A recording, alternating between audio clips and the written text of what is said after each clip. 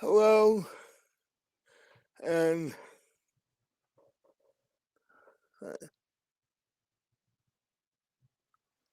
welcome to episode 3 of Vampire the Requiem Louisville. I'm here with one of my two players. Melody is having medium to long-term family stuff and probably won't be back till December if everything goes well, but we'll have to see then. Um, so I'm gonna throw it over to my character and I'll let her tell you who she is and what she does. Hi, I'm Robin. I am playing Dee Dee. She is a vampire of the Invictus Covenant and David Clan, and she has a YouTube cooking show, uh, strictly human food. Her audience is her target audience is humans.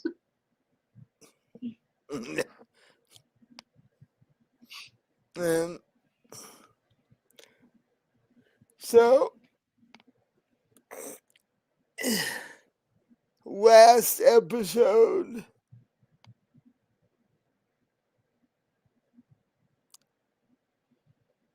Dee Dee and Marcie found out that somebody's not happy that they're in town.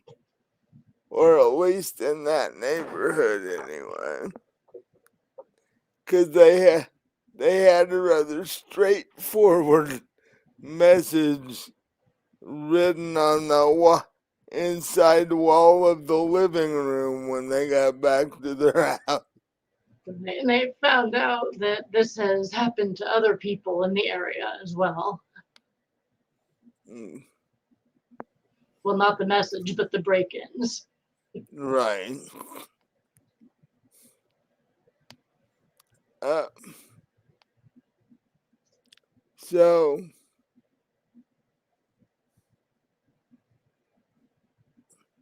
we will open tonight with, similar to most beginnings of vampire games,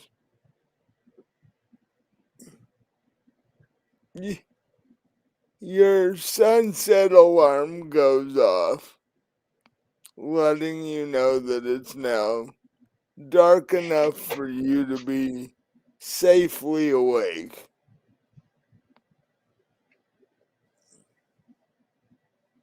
And as you wake up and clear your head a little bit, you hear footsteps coming from the living room.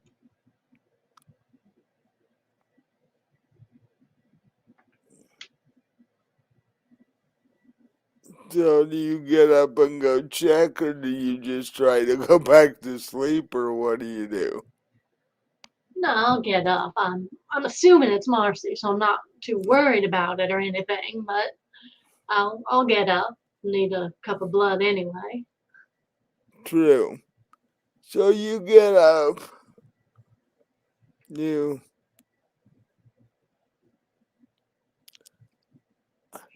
do you bother to attempt to cover up or get dressed or anything, or do you just sort of walk out into the living room? I'll go out in my pajamas. Hmm. And you're right, it's Marcy fussing with all manner of electronic goo that she has to set correctly before you can do your cooking show. Is she just doing this for maintenance, or is tonight one of your one of your shows you have to do? That depends on what night it is.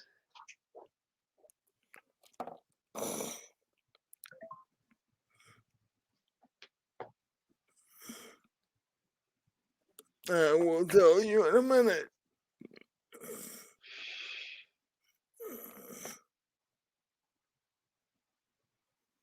It's Tuesday.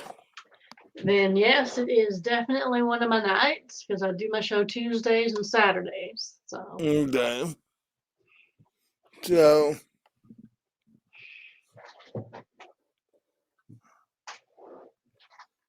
So, did you have everything planned out?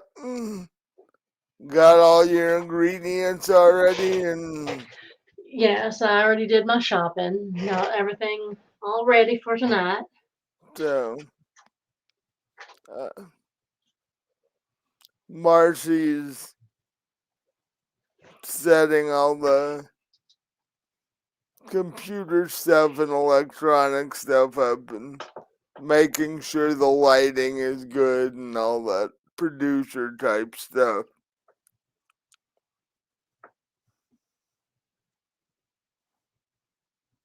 She turns around and says, "Oh, you're up now.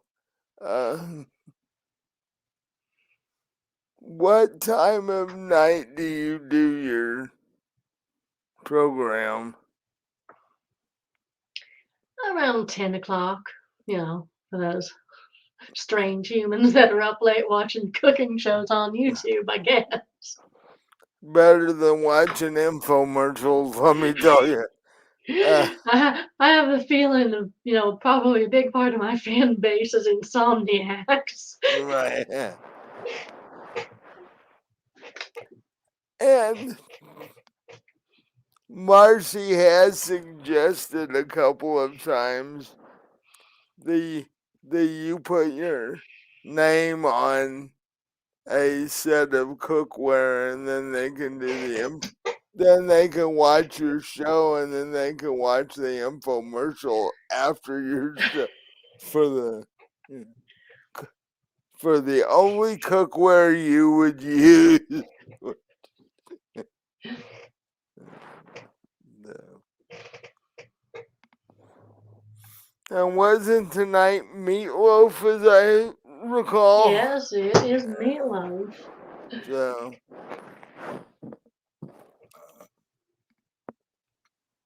I like a good meatloaf, but everybody's just different. So,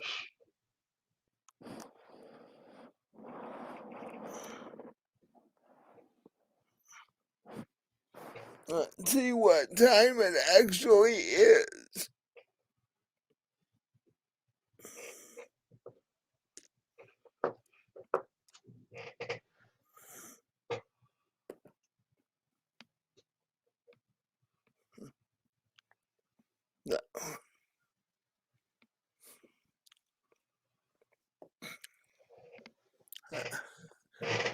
We'll say it's well, the time just fell back, so we'll say it's around 6 or so in Louisville. So, Well, the sun's definitely been going down earlier. which as a vampire, you this is one of the reasons you actually like winter because it gets dark sooner. Um, so you have about 4 hours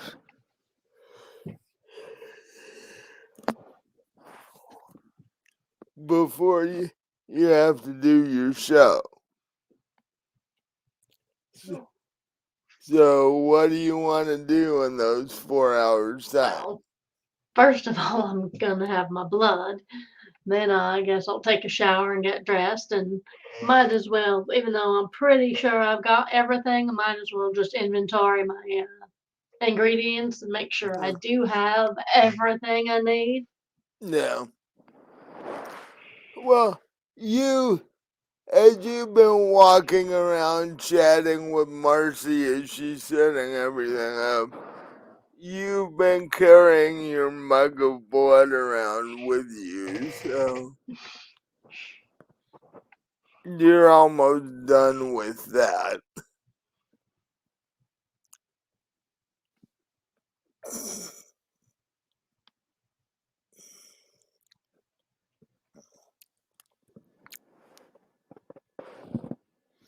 Um, see. Oh, grab my notebook for a second. Um,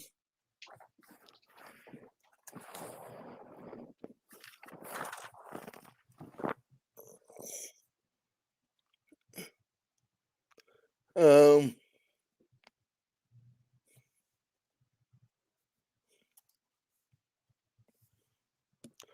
about that time, about this time,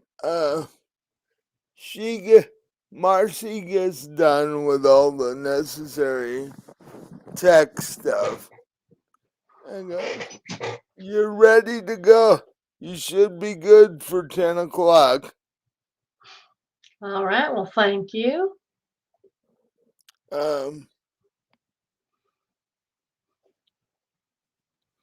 and about then is when you hear a knock on the door.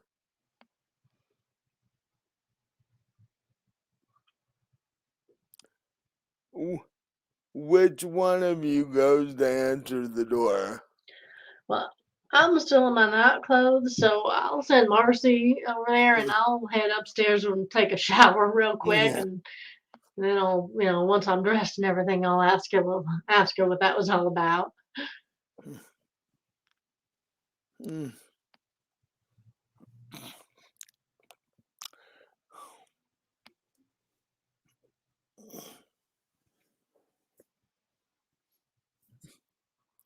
You hear from downstairs a vaguely familiar voice.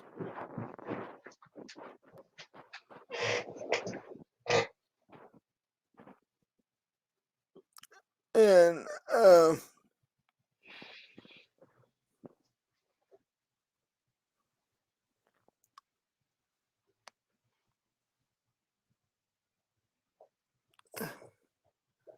and just as you get out of the shower, you hear Marcie say something to the effect of, "Well, that's not good."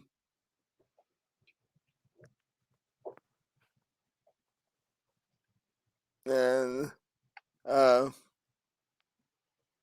the other voice then says, "No, it's not, and that's not the only problem we seem to be having."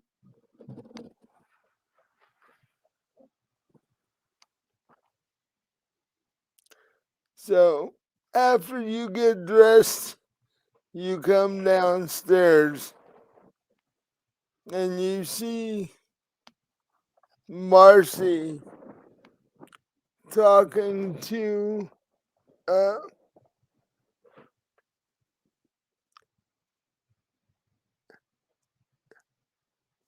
Jan. Uh, trying to read my own writing here. Um, Janice Waters, who's one of the Invictus reps.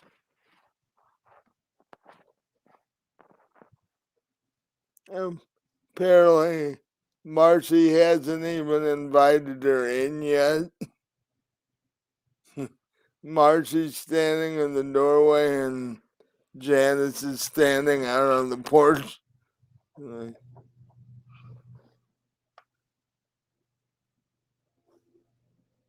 So what do you do?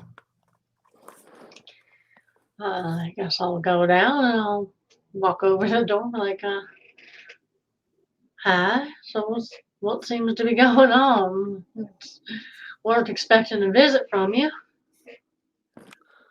And no, we don't usually come by unless there's a reason for it.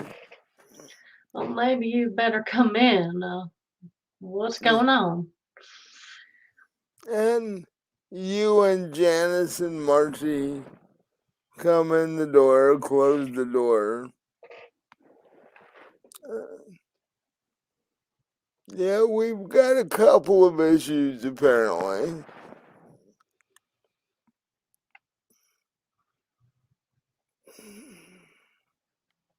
One is I've got news related to the message on your wall the other day.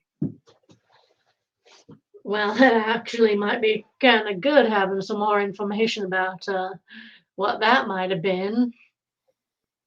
Yeah, but what it turned out to be is becoming a bigger problem. So, what is it you're going to tell us? Now, Marcy's been a vampire long enough to probably know this, but I don't know that you have. I've been a vampire 20 years. Well, in the scheme of vampires, 20 years is, you're still in junior high. uh, but the you know, as you know, you're a member of Invictus, and you know what the other groups are. Well, there are vampires out there that don't follow any group, Like rogue vampires? and they don't even acknowledge the prince of the city. They're just out there doing whatever they want to do. I'm sure the prince appreciates that. Yeah, it's a problem for all the groups. We think that's what happened as far as the message on your wall. So, you think it was other vampires that broke in and did this? Yeah. Why? Okay, but we found out that a couple of other houses belonging to humans were also broken into. You think it was them that did that too? I mean, there was no Possibly. messages, but they were broken into, nothing taken like in our place. Right. And that would lead me to think it would be vampires, because if it was humans, they would have taken whatever was valuable. Yeah, they did a good job trashing everything, though. Well, yeah, they have a habit of that. And humans never clean up after themselves either. Yeah. But the reason we think that is that there has been an uptick in activity of unaffiliated vampires recently. Plus, your show caters to humans, Right. which is something these rogue vampires may not be too happy about. Because, Well, I don't think a cooking show is going to hurt them much. I mean, well, who cares if humans watch my show? well, unaffiliated are newer vampires who basically view humans as food. So why are Humans are food. yeah, but their philosophy is they're just food animals. Why are we catering to them?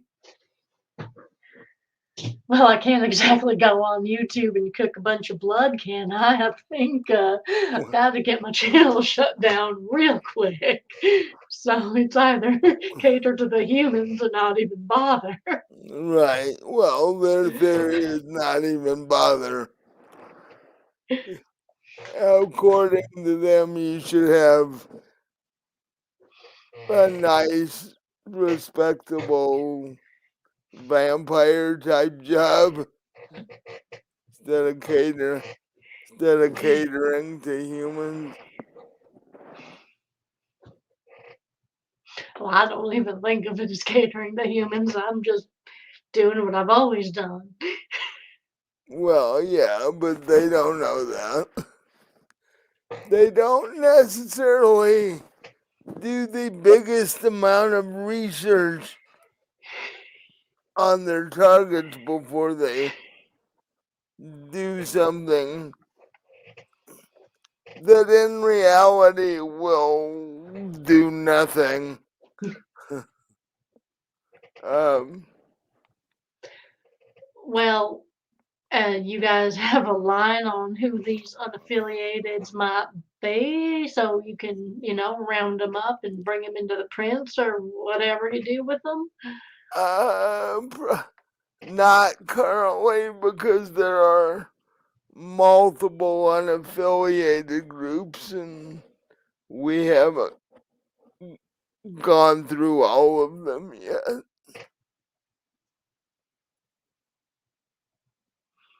And I think it'd be a mistake for the prince to do anything because that would just upset the other unaffiliated groups. And Well, I can see that, I guess. he'd have a more difficult situation on his hands. Um, the other thing we need to talk about is your little trip to the barbecue joint. Yeah. How'd you know about that? Uh,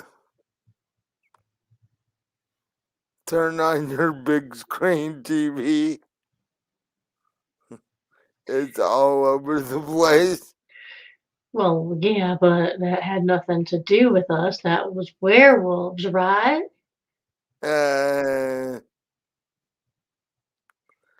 the We cops are looking at all possible groups that could do something like that. And in reality, there are only two werewolves and vampires because humans can't do stuff like that. Well, human cops probably aren't even looking at either of those because they probably don't believe either of those actually exist, would be my guess. Well, yeah, that's what they generally say, but when you throw them into a situation like this where no human could have possibly done this, they've got to come up with something. Ah, well, all that was definitely werewolves. Um, I'm just giving you a heads up. If cops come to your door,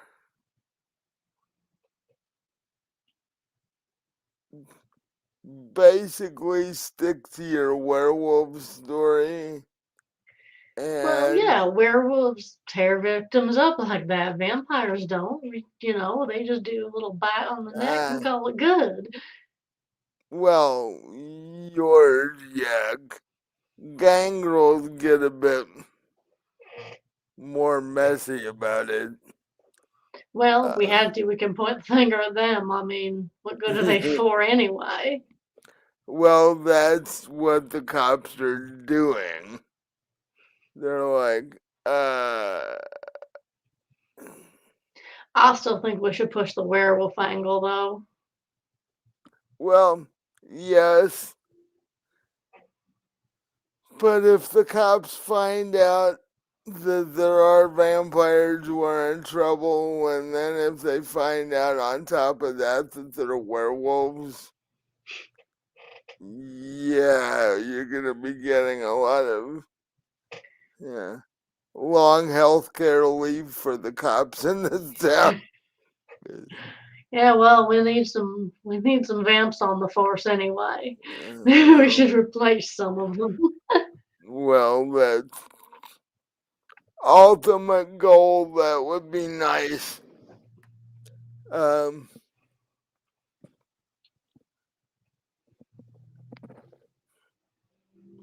like I said, I'm just giving you a heads up unless, so if a cop shows up at your door, it's probably a good guess what it's for, so. Right. Why would they show up at the door of a couple humans? They would, I mean, what would lead them to us? No. I mean, we're not vampires or anything. Well, they're getting all of the footage from inside the restaurant. They're probably gonna want to talk to everybody that was there. Well, I guess that makes sense. And we were there. We just, stopped in for a drink, had a couple. Most barbecue joints aren't places you stop into for drink or two. Well, they got a bar. Yeah.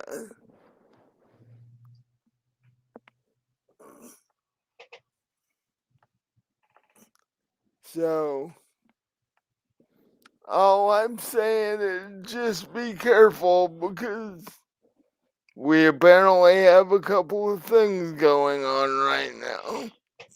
All right. Well, thank you for the heads up.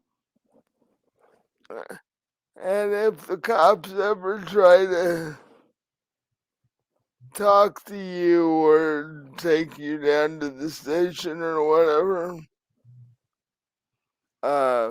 call me first.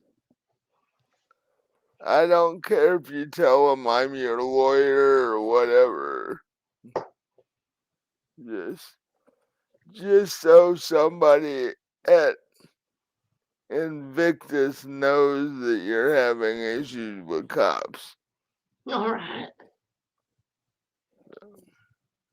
But no, I mean, if they just stop by and ask a few questions and that's the end of it, then do I have to call you? Or It would be a good thing just to let us know that they actually stopped by. oh, all right. Yeah. But hopefully that's all they do. Hopefully they'll just take everybody's statement in the building or in the neighborhood or whatever and go with that. But being Halloween, you never know.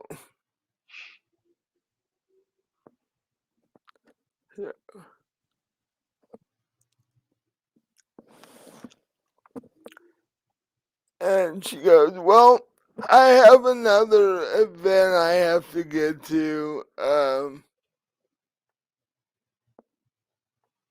Something about the Vampire of the Year award or something like that. Since I'm an Invictus rep, I'm required to show up. So, You mean you're not a nominee? not this year, no.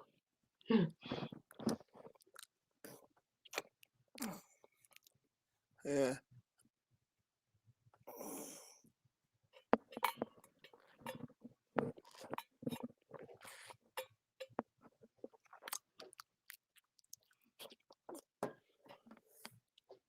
Uh, it'll probably go to the prince like it does most years anyway.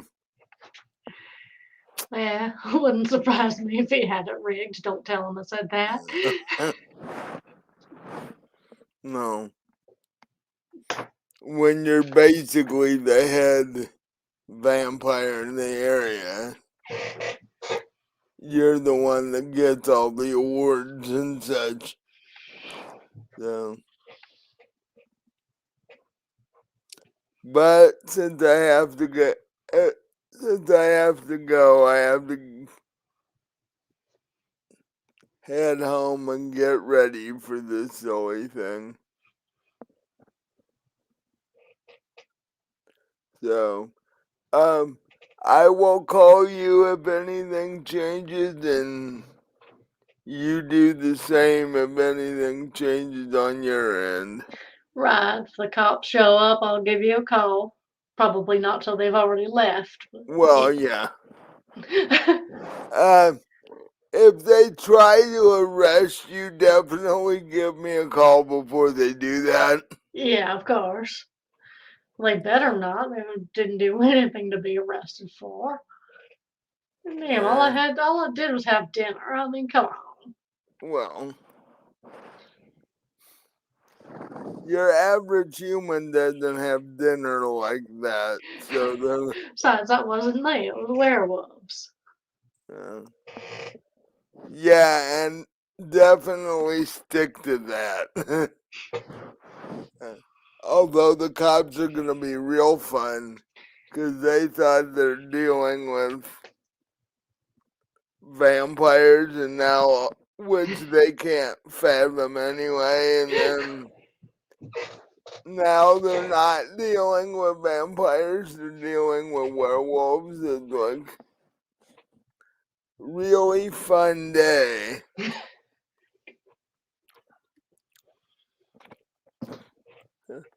And with that, she walks out the door. Uh,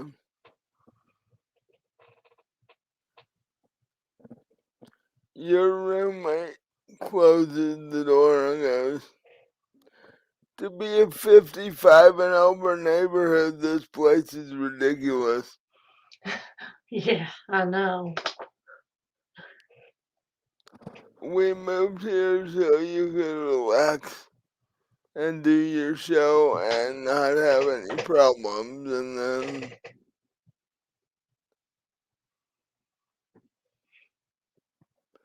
um, and Marcie is definitely, you can tell Marcie's definitely not happy about the whole,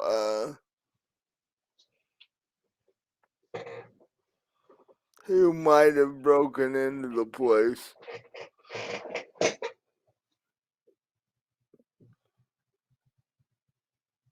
Yeah, well, the last thing we need is other vamps trying to, call us out. I mean, what even reason what could they gain by doing that? The, uh, actually give me a history roll on either history or occult if you have that. Yeah, I don't think there is a history. Um, They're streetwise or cold. uh, how many dots do you have in Streetwise? One. Is the cult the same or more? No, I don't have any dots in the cult. Oh, okay. Well, then roll intelligence and Streetwise. Okay.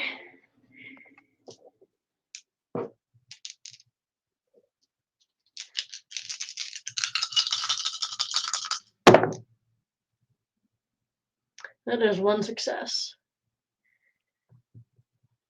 What? Okay.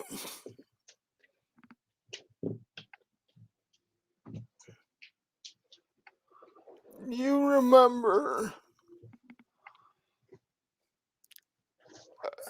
having a conversation with your sire and they told you that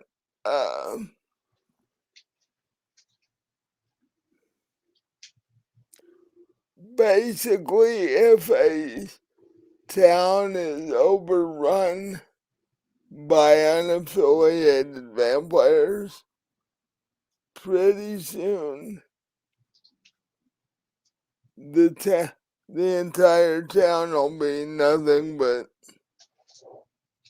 dilapidated old buildings with broken out windows and such. That they pretty much trash wherever they go to. But again, what does that benefit them? Their entire philosophy is cause as much chaos as possible. Oh, so that's their whole goal is just to do shit like that. Yeah. Okay, well, not in my town. Well, the police are hoping to be able to corral them fairly soon. Well, that might not turn out exactly how the police want it to, considering probably end up in a whole bunch of dead, drained police. Yeah. And police have a bit of a problem once they leave the ground. the vampires can handle that a whole lot better.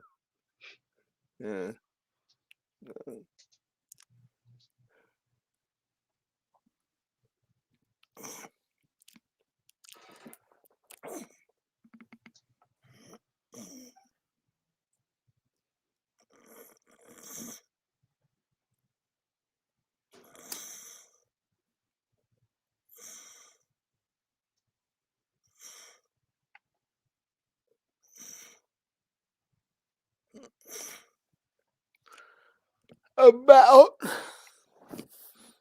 About an hour's gone by, so you you have an hour before your show starts.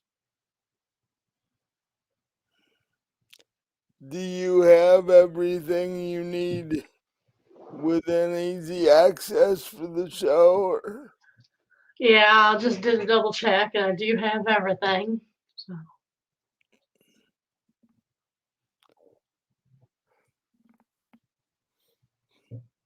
Marcie says you might want to go up into your bathroom and touch your foundation up a little bit. You're looking a little bit pale through the camera. Oh, all right, thank you. Well, I will definitely take care of that. 'Cause,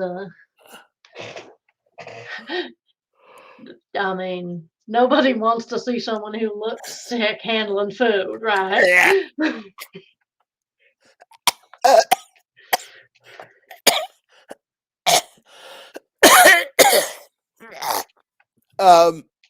Yeah, that wouldn't bode well for the recipe. It's like you make a meatloaf recipe and turn out looking a lot more sickly than when you started it. Right.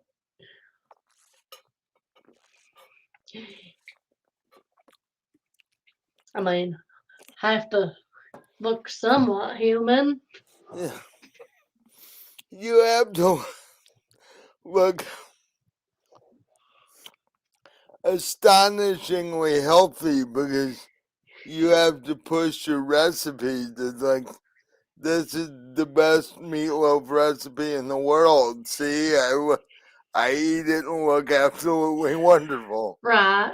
Maybe I should get like caps or something for my fangs so they look like normal teeth so I don't have to be so careful about, talking and smiling and stuff on camera.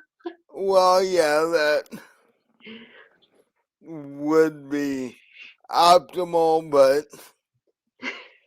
finding a dentist who would do that, you'd Oh, have to, there's got to be a kindred dentist yeah, around there you, somewhere. you would have to find a kindred dentist for that. Because a human dentist would, I don't know, slightly freak out. Right. Plus, I don't think dentists' offices for humans are open this late at night anyway. Not generally, no. Usually close around 5. So yeah. But I mean, there's got to be a kindred dentist somewhere. You'd think.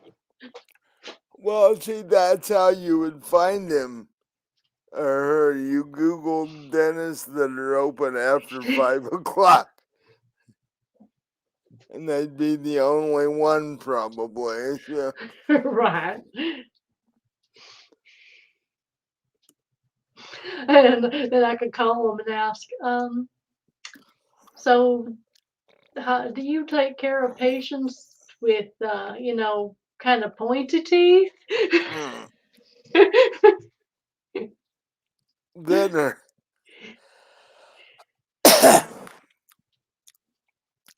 that are a bit bigger than normal.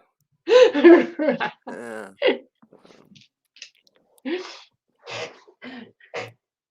Yeah, I mean, like, sharp, pointy teeth. You just walk in there and smile. If it is, yes. If not, everybody will run screaming. Right. So, but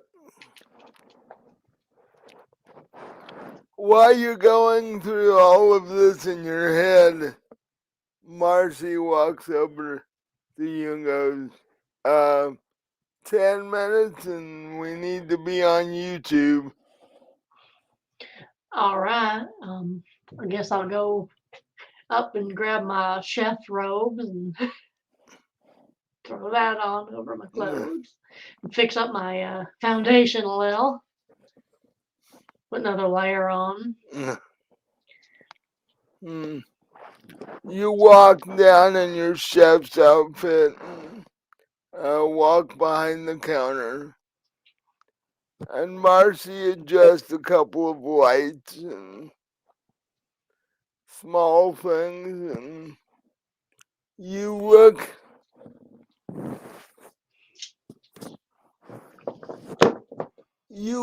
almost normal. You get away with being slightly pale because your chef's uniform is white, so uh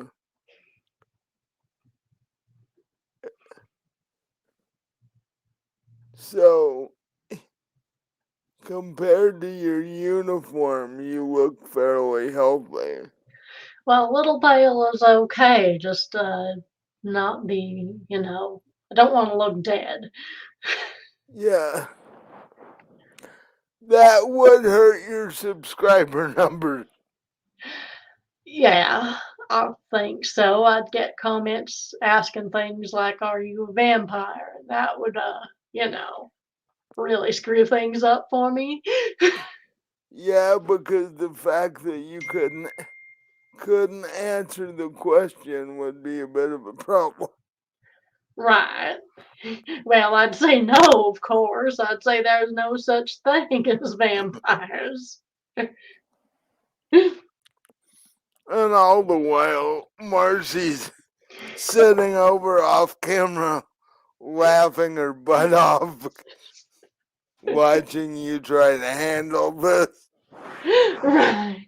and make a meatloaf at the same time.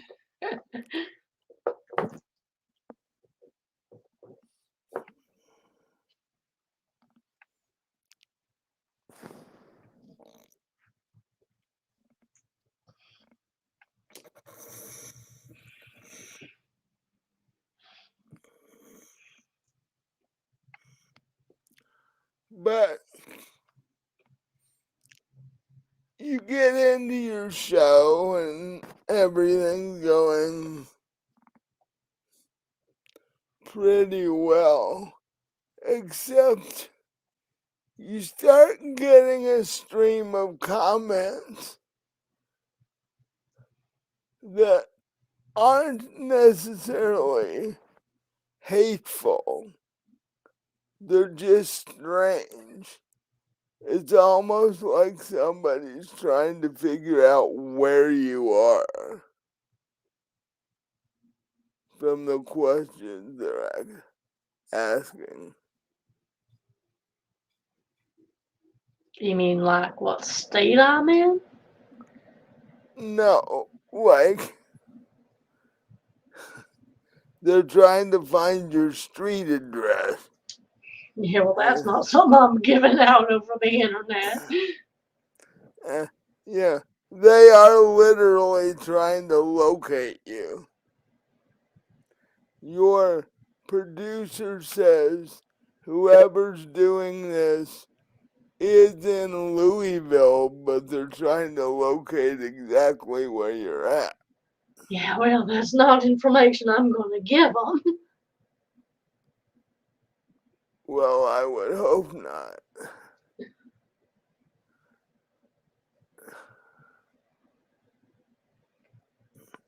And after a few minutes, that noise stops. Like all of a sudden, Marcie's screen clears, and the person that was looking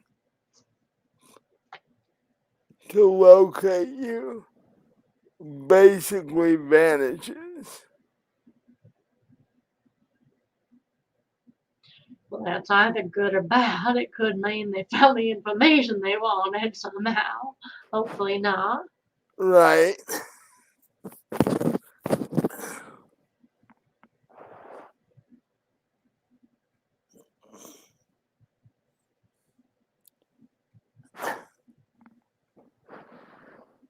And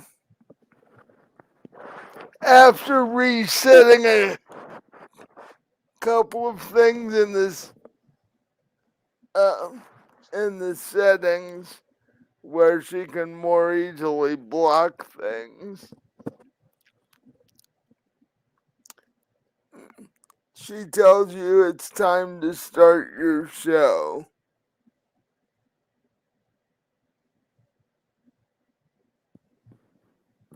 So you're standing in the kitchen with a laptop in front of you, and you see several names in the chat pop up. And these people have been um,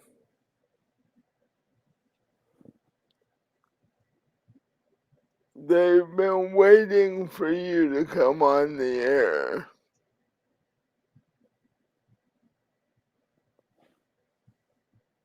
And you get your standard, hi, how are you? hope you hope you have a great show sort of thing initially. And then you get this one comment that is really weird.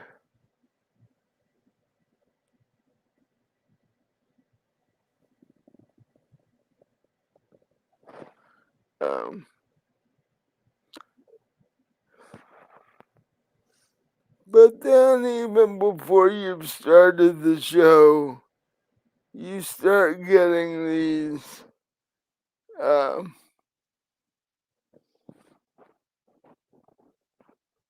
Facebook responses that are not at all pleasant.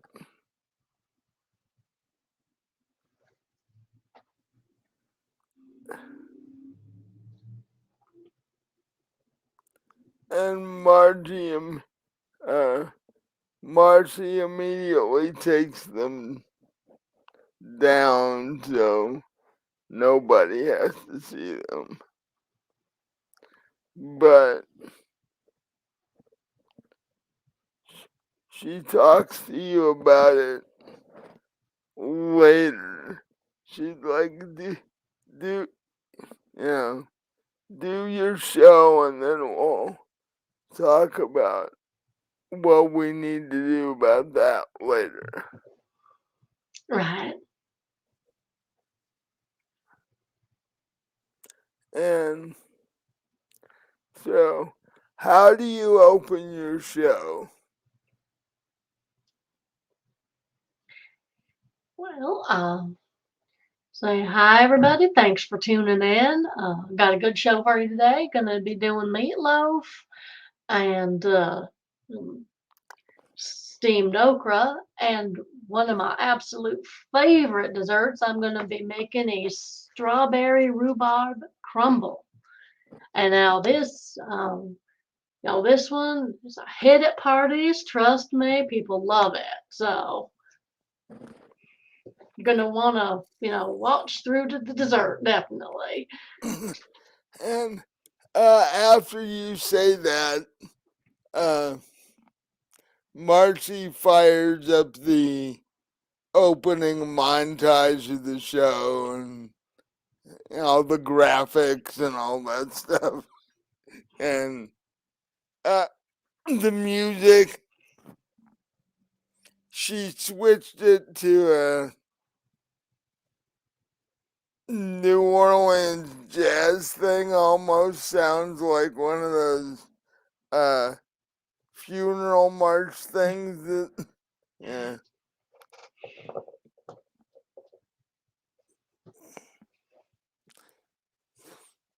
And then after that's over, you come back and let's see.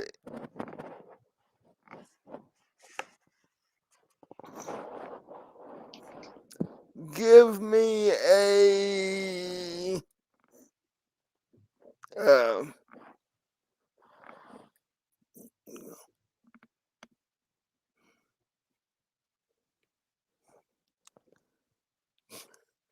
just looking. Give me a crafts and socialized role Okay. to see how. Socialist. Okay.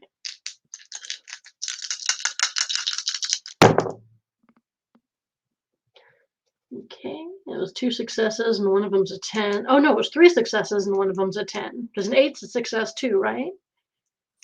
Yeah, Okay, so 3 successes total. 8, 9, 8, 9s, and 10s. Yeah, I got one of each. Well, that's good. So your show goes off without a hitch. You have all the ingredients handy, and um, the meatloaf comes together and goes in the oven. And while that's cooking, you're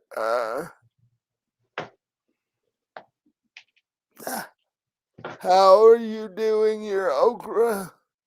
Steamed. Okay. Well, that's going on while the meatloaf is cooking. Because the meatloaf's going to be 45 minutes. So, while those two are going, you need to start working on your desserts. Give me another socializing crafts roll to see how your dessert came out. Okay, well that's 1 success.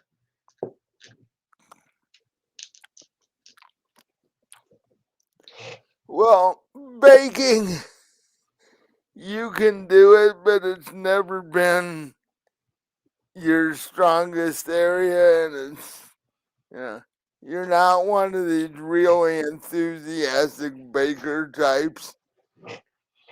So,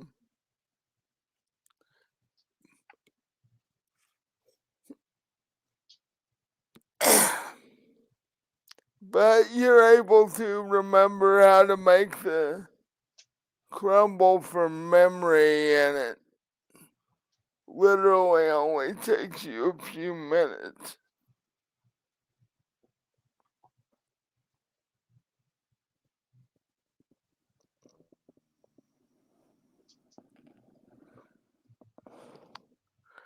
Um,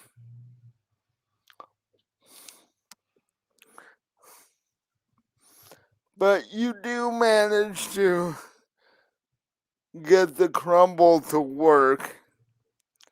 It's not quite as easy as, it doesn't go quite as easy as the rest of your meal goes, but you do finally um get it done. And what are you gonna put are you what are you gonna put it over, or Oh, how are you gonna serve it is what I'm saying. just a scoop of vanilla ice cream on top. Okay. So, a la mode, I guess they call Yeah. that. Yeah.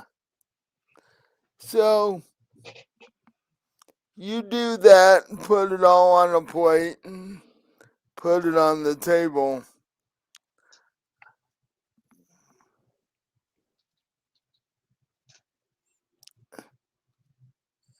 And after you get that done, Marcie does the ending montage for the show and then comes back to you.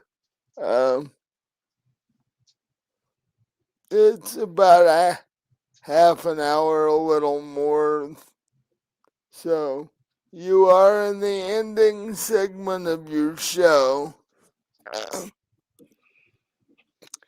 You've got you've got all the food laid out on the table uh, to display it the way it's supposed to look. And so, what do you say to your fans as your show is ending? Well, guys, thanks for watching. I hope you enjoyed it. I hope you try my recipes yourself. And I will see you next time. Next Saturday is my next show. So we'll see you then. All right. And Marcie plays the closing music and then says, we're good. So you turn around and wash your hands and start cleaning your work area because making a crumble also makes a mess. Right. So, uh, so you spend a few minutes doing that. Marcie's unhooking wires and putting things away and stuff like that.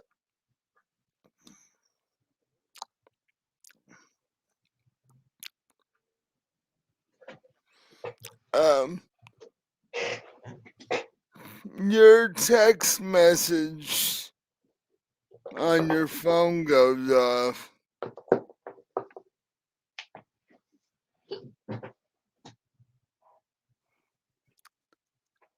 It's an anonymous number.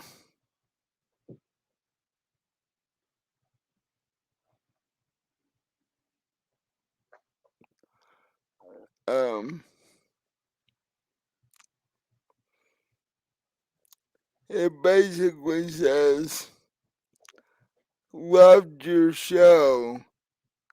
What did you think of my message earlier? Now, I'm wondering if he's talking about the messages that we're trying to suss out where I live, or what kind of message he's talking about. Is he talking about the Facebook message?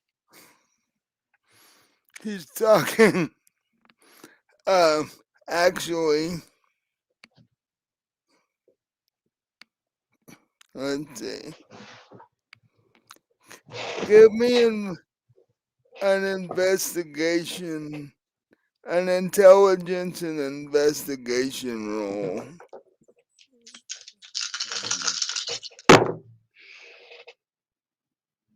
It's one success.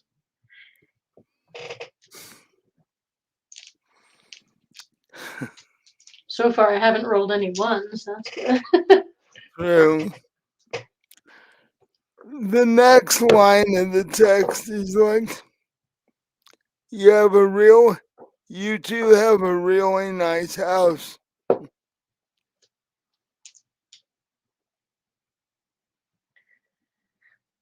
So I'm just gonna do what any normal person would do, and I'm gonna text back, "Who is this?" Uh,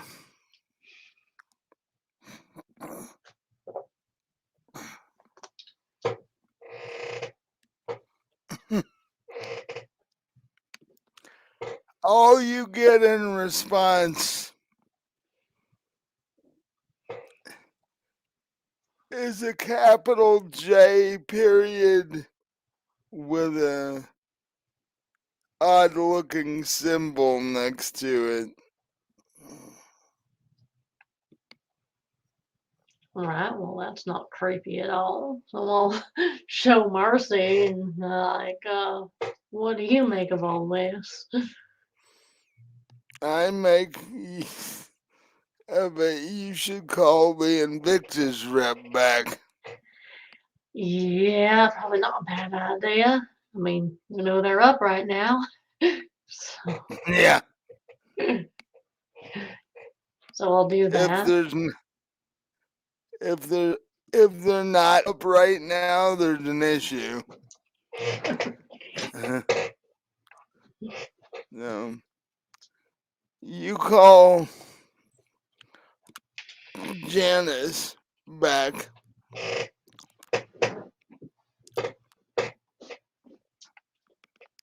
and tell her about the text you just got and the text you got during the show. And she's like, I was afraid of this. And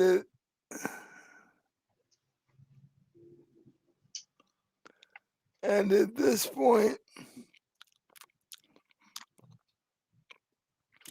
I don't think there's anything to do other than stake out your house, because we've got to find out who this being is, because he's clearly trying to tell you that he knows where you live and that he can basically get to you anytime he feels like it. Well, if you've got the spare people that can stake out the place, we would appreciate that. It'll it'll mean some overtime for the police, but I think I can persuade them. I mean, don't want to say I'm nervous or anything, but this is a little concerning. Yeah, I can see where it would be. Basically, what Janice does at this point is, um,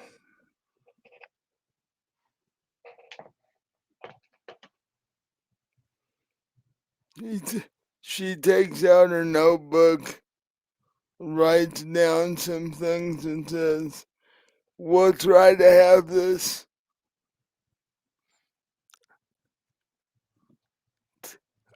basically stakeout set up by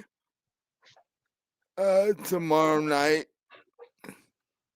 In fact, let's go with about 10 o'clock. All right. And we'll try to stay out of your way. Now, I'm assuming these people staking the place out are going to be kindred, right? I hope. Because it's not gonna be very useful if humans decide to do this.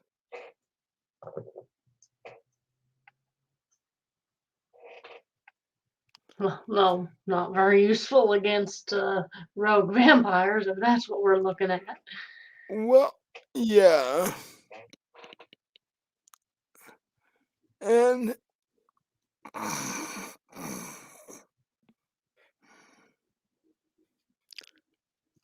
after writing some stuff down, the officer or your rep says we should call the police now.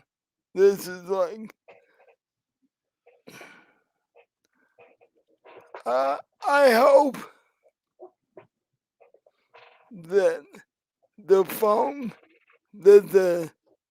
text you guys exchanged is somehow still on your phone, so we might be able to Well, yeah, try. I haven't deleted it. I've got it. We might be able to use it to trace the other end of it.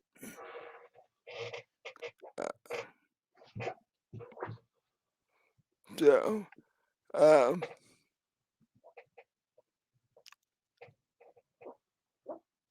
but she's like, you should definitely call the police because they're harassing you, whoever they are. Plus, you Well, and never, it's kind of a stalkery kind of situation. The cops should definitely be told. yeah. Plus, you never know. It might land on the cops might investigate and not find anything. Um, that's why. And the Invictus rep turns around after she gets a hold of the cops and goes, "I'm gonna do my own investigation just so the police don't screw it up this time." So, am I calling the cops or are you then? I just did that. Oh, all right. They, they should be on their way within the next uh 10, 10 minutes or so. All right. Because the other question, and I'll definitely mention this to the cops, is how the hell did this person get my phone number to send me a text? Yeah, that is kind of odd. In fact, would you mind handing me your phone? We're talking on the phone right now. Oh, okay. Um,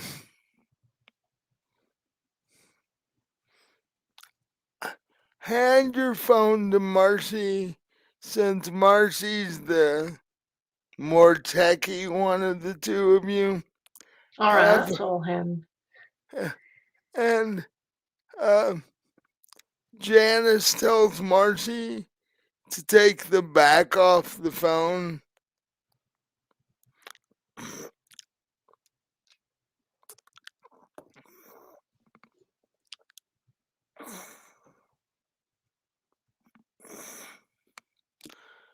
And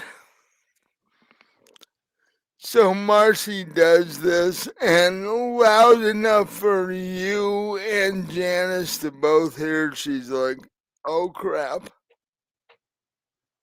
I'll walk over and look, be like, what's going on? See that little round gear looking thing? Yeah. That's not a gear in the phone. What is it? Phones don't have gear things to look like that. So what is it then? It's a bug? Yep. I haven't left my phone out anywhere. It's always on me. How'd that happen? So somebody else must have got in here while we were sleeping or whatever. Well, shit. Because somebody got in here while we were gone and put that message on the wall. So Right, but I had my phone on me at that time. yeah, but what I'm saying is somebody must have an easy way of getting in here. If they got in while we were sleeping, then I'm guessing it must have been human. Yeah. So we're Or looking at someone other than a rogue vampire now? mm, Janice says not necessarily, because a rogue vampire, all they would have had to have done is hire a human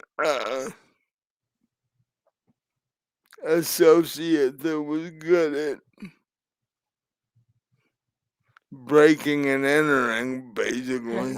And I'm guessing it would be probably easy enough to find someone willing to do that too, for enough money or whatever they were being offered. Drugs, Yeah, who yeah, knows? yeah. But it also means you won't be getting your phone back for a few days, because they're probably gonna wanna find out how they did this, and if by chance who. Right, and you'll get rid of that thing, I'm hoping. Oh, yeah.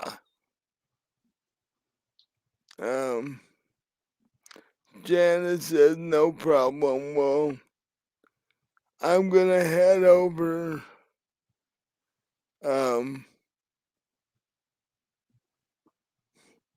Actually, I can head over now, and um I can take the bug to get rid of it. And, Well, don't you think that's something I should show the cops when they show up?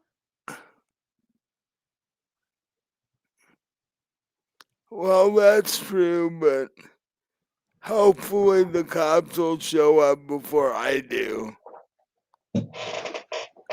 Like you Um, did say they were on their way, so hopefully. yeah, yeah. Um,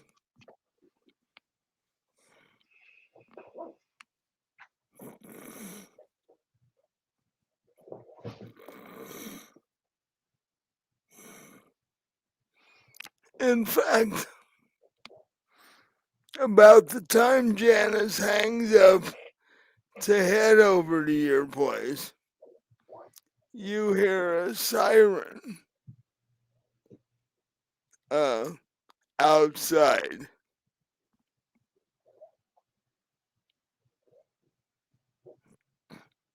And a few minutes later, the siren stops and you hear 2 knocks on your door.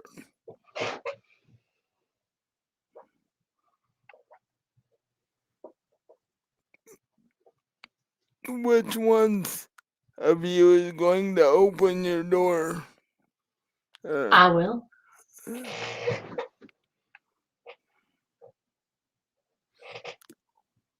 and there, and standing in front of you, there are two female police officers, and they're like, "Hello, um, we're members of the Louisville Police Department. Uh, what is it you would like us to do for you?"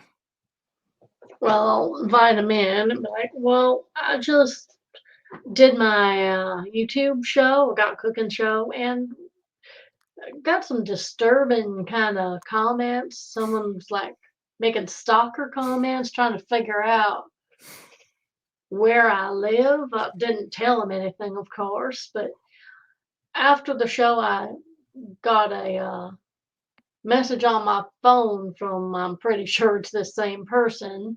So I'll show it to her and then I'll turn the phone over and be like, and we found this. So something's going on here. Yeah, Marcy hands her the little gear-shaped bug thing. She's like, "Hmm,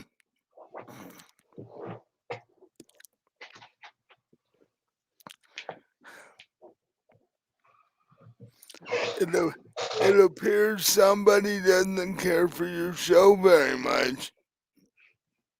Well, I heard that, or they're a super fan and they went all stocky. One of the Uh, two. Believe me, it would be better if they didn't like your show. Right, that's sort of what I'm thinking. Mm. I mean, I've read Misery, okay? I don't want any number one fans kidnapping me. Thank you very much. Yeah, and in an upscale retirement community, that would not be a good thing. No.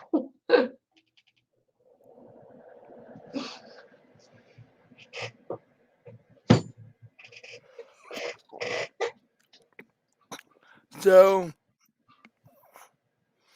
um, they basically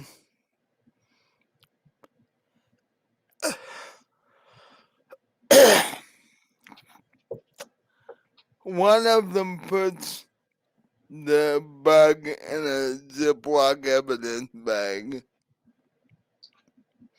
and the other one gets a statement from both you and Marcy.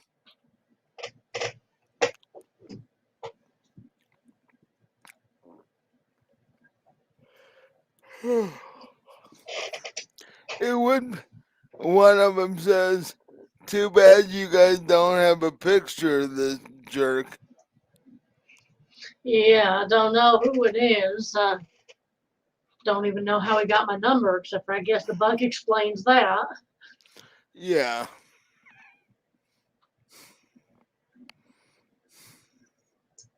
But as far as who it could be, I don't know.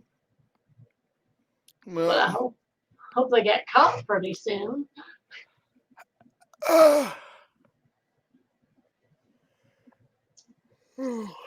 your show is um growing and popular.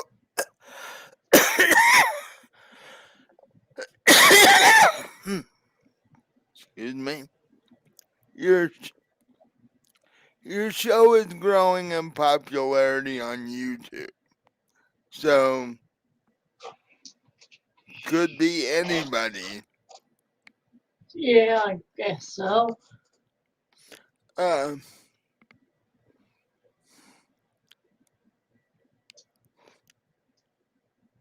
give in fact, give me a wit and socialized role. Ooh, What? that was a botch. Got 2 1s and no success. Ooh.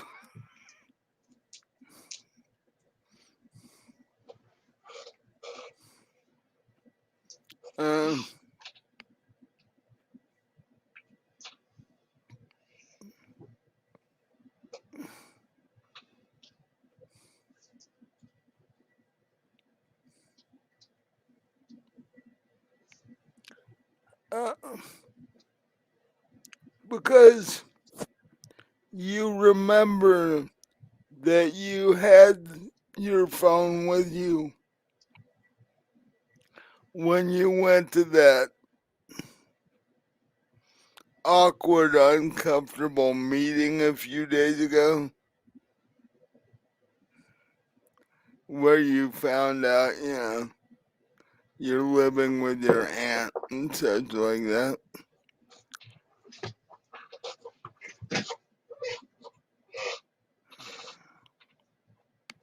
And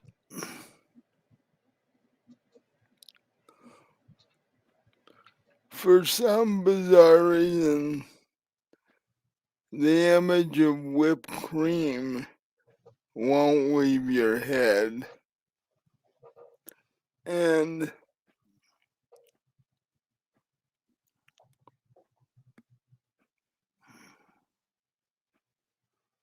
about now, you hear an odd voice come out of the one of the policeman's evidence bags. In fact, it's it's where he put the bug.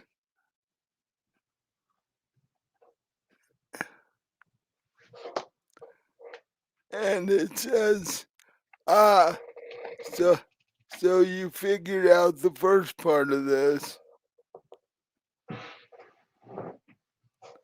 Let's see if you're as good with the second and third part of this.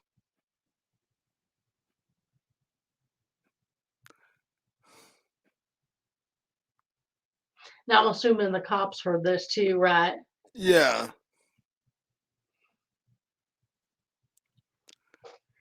But the voice was practically devoid of accent. It was as as plain as it can be that they are in fact somewhere nearby.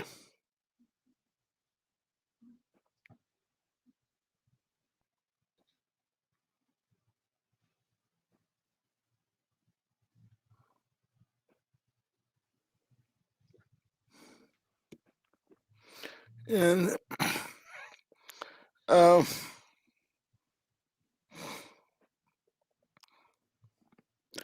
the cops, um, the cops are like, we need to get this back to the forensic lab as soon as we can. Being that it's apparently still active, maybe we can trace it back to where it came from. Well, that would be a help if you could do that. Um, and your Invictus rep is like, if anything else happens, call me and then call the police. I will. So Um, are the cops wondering who this person is by any yeah, chance? yeah, they're like, why would they tell you to call them before calling us? And they're like, okay, who is this person? My lawyer? And the cops are like, well, it would be good if you would introduce yourself first so we know that she has representation. And she's like, oh, I'll try and remember that next time. And she, at that point, she walks past the two of you, gives you a little squeeze on the shoulder, and basically says, be very careful out there. Well, it's looking like I need to, so I will. And um, And before the cops leave, I'll be like, hey, you guys want some meatloaf? I can pack it up for you to take with you if you want. they're like, it's getting near our dinner break. That would be extremely nice of you, actually. So I'll fix up 2 little Tupperwares with some meatloaf and okra, Right. and then another Uh, couple of Tupperwares with some of the crumble. uh, and one of the officers turns to you and goes, and he's obviously human. He goes, I watch your show all the time because they put me on night shift a lot. I watch your show all the time. You haven't ever said anything that I've noticed that would upset anybody. Well, I wouldn't think so. You Yeah. never can tell with people, I guess. Maybe one of them tried one of your recipes and it didn't come out really well, and now they're holding it against you instead of the fact that they can't cook worth crap. Well, that could be. Yeah. I mean, it kind of surprised me something like that hasn't happened before now, to be honest. He's like, overcooked okra is not a good thing. So, Well, yeah. no. So, yeah. Might just be something simple like that. In fact, I hope it's something simple like that. Yeah.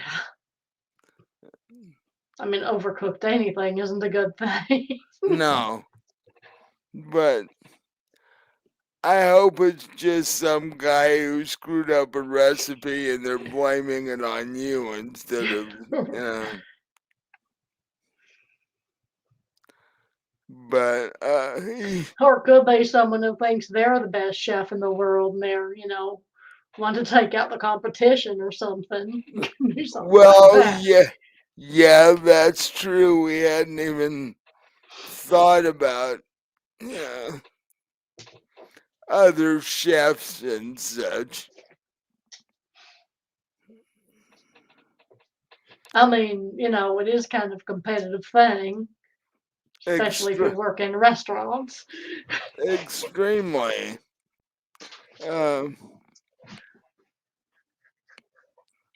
but once we get any leads, we'll let you know. And if you get any more of this type of stuff, uh, call it in so we can come and get it. Oh, of course. Thank you. And with that, uh, both of the officers wave to you and Marcie and say thank you for the food and then walk out the door.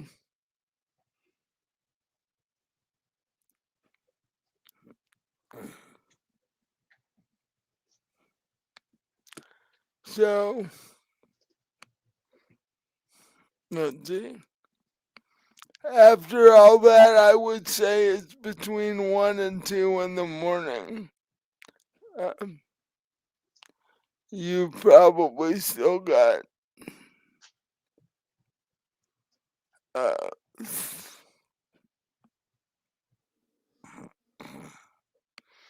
you've still got cleanup to do, and um, and you've got about 4 hours until sunrise. So, Well, didn't you say you were going to talk to me about whatever those Facebook messages you took down were about? Yeah,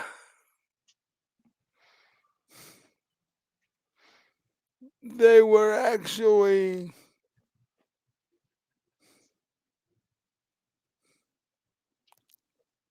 similar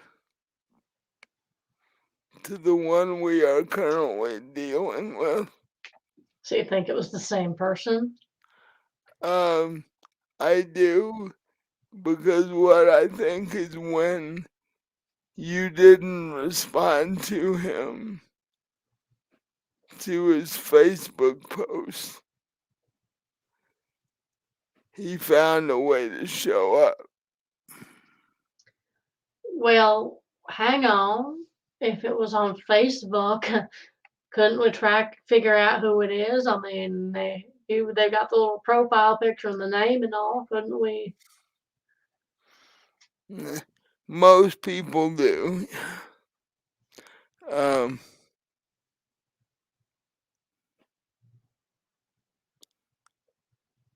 and you said um, that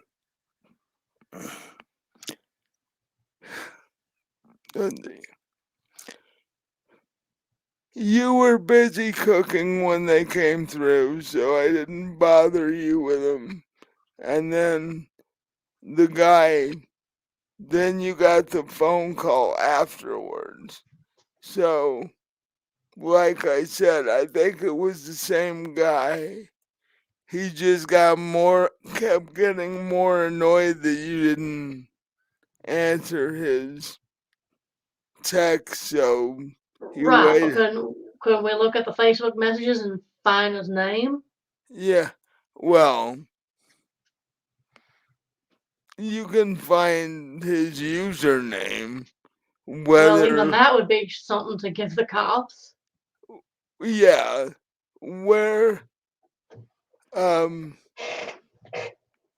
that's probably as far as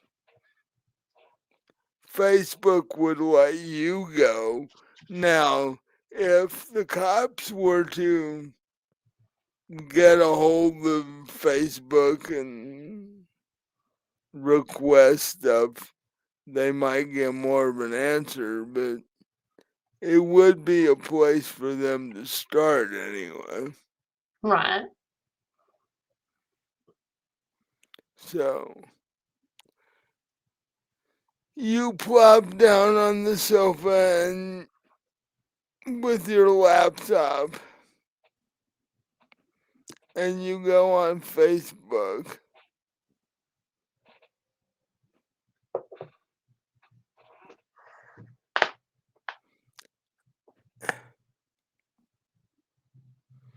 And um, Marcie suggests that you look for any post in any of the groups that you're in that where you seem to have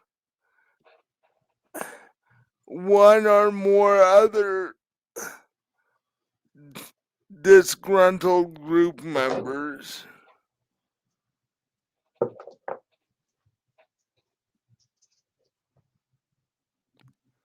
And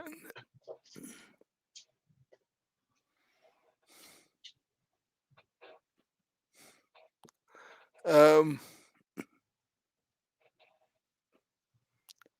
I'm assuming you have your notifications set up for when you get a Facebook message or Right, any of course. any other type of social media thing.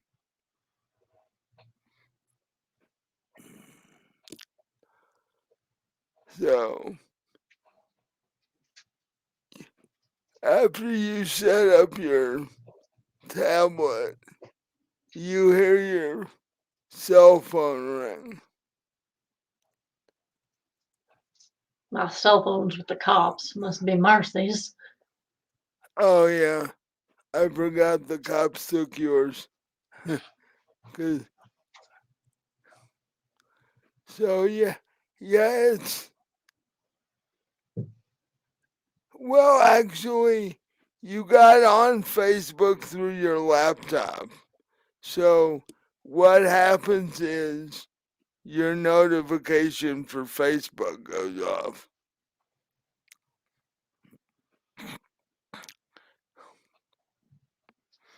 And are you in cooking groups on Facebook or Oh, yeah, several of them.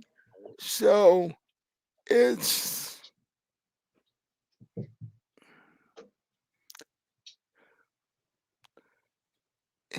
it's in a group called Modern Southern Cooking,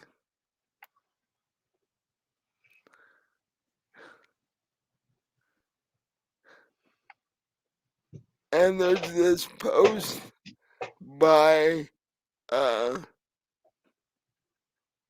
this person called the the disgruntled chef, You know, there's several of those. and he says, "Well,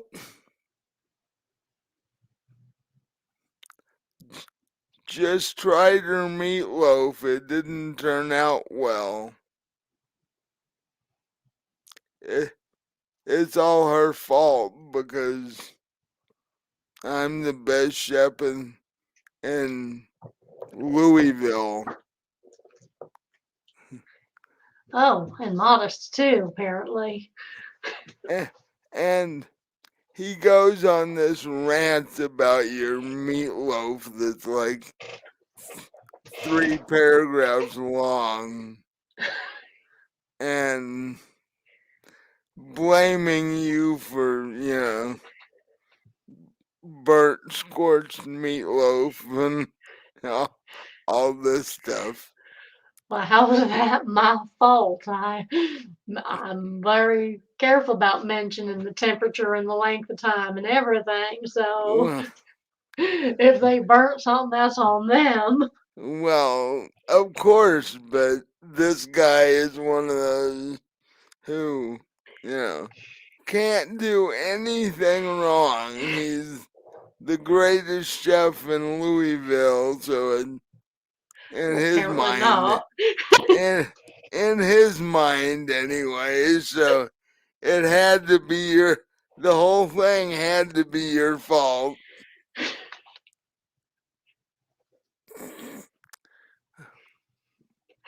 So I pointed out to Marcy, I'm like, yeah, get a load of this guy. You think this could be the one who's harassing me? She's like, most likely. You don't see any other negative comments, do you? And all the other comments on Facebook are like wonderful. It's like how great your meatloaf turned out and all this stuff. And one of them even tells you this little paragraph long story of how they tried your meatloaf, but not the way you did it. They replaced all the ketchup and tomato sauce and standard meatloaf stuff with like soy sauce and all the Japanese stuff and made Japanese meatloaf. And sound actually sounds interesting. You're like, I wonder if this, yeah, Well, yeah, then we're gonna comment on that one, be like, hey, that yeah. sounds pretty interesting. How did it turn out? They're like, if you like soy sauce and other Japanese spices, it turned out really well. Uh, you might do a, follow up episode on your meatloaf and do it this way and see how you think it turns out. I might do that and give them a shout out on my channel. And the disgruntled chef comes back and comments, if she can't get a regular Meatloaf to work right, how do you think she's gonna pull this off? And I'm thinking, I wasn't the one who couldn't get it to work out right, but I'm not gonna engage with this guy. Right, yeah. But several other, including the person that told you about the Japanese one, several other people do engage with this guy and start slamming him and shit. It's like,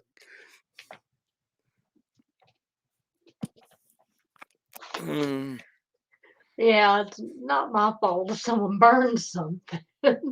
I mean, gonna blame me for global warming too? Marcie says if you give him a chance, he probably would. Yeah. Um, Like, check your temperatures, buddy. yeah. Preferably before you put the pan in the oven. Right. But yeah.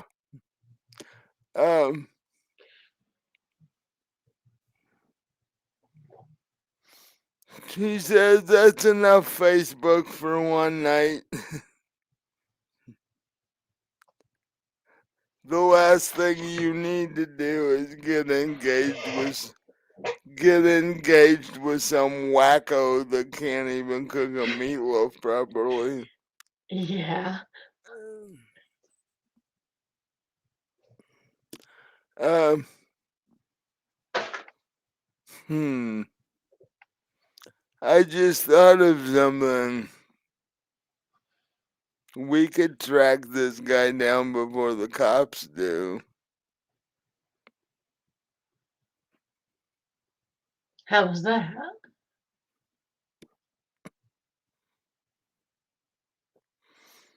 Oh, there are groups in all of the covenants that get used for tracking services, shall we say. If you ever want to find somebody, all of the groups have subset groups that are used for that. All right. You would probably have to get one of the reps to sign off, if not the prince, but we could probably find this guy before the cops do.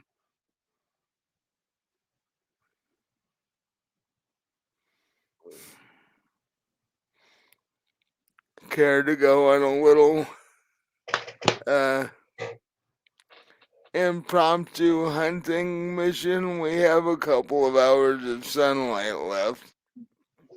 Or before sunlight happens. Yeah, that works. Sounds good to me. Can blow off a little steam after all this. Yeah. Now, with the cops involved, we don't necessarily want to, you know.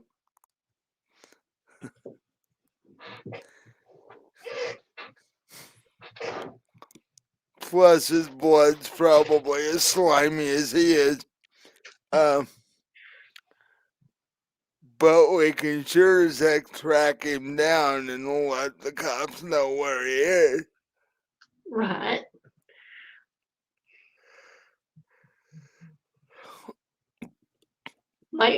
Maybe, like they sort of suggested, maybe we could get a picture of him somehow, like conspicuously, or I mean inconspicuously, like.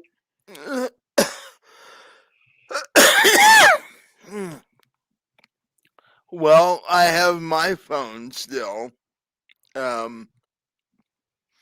We should have asked the police how long it was going to be before they give you your phone back.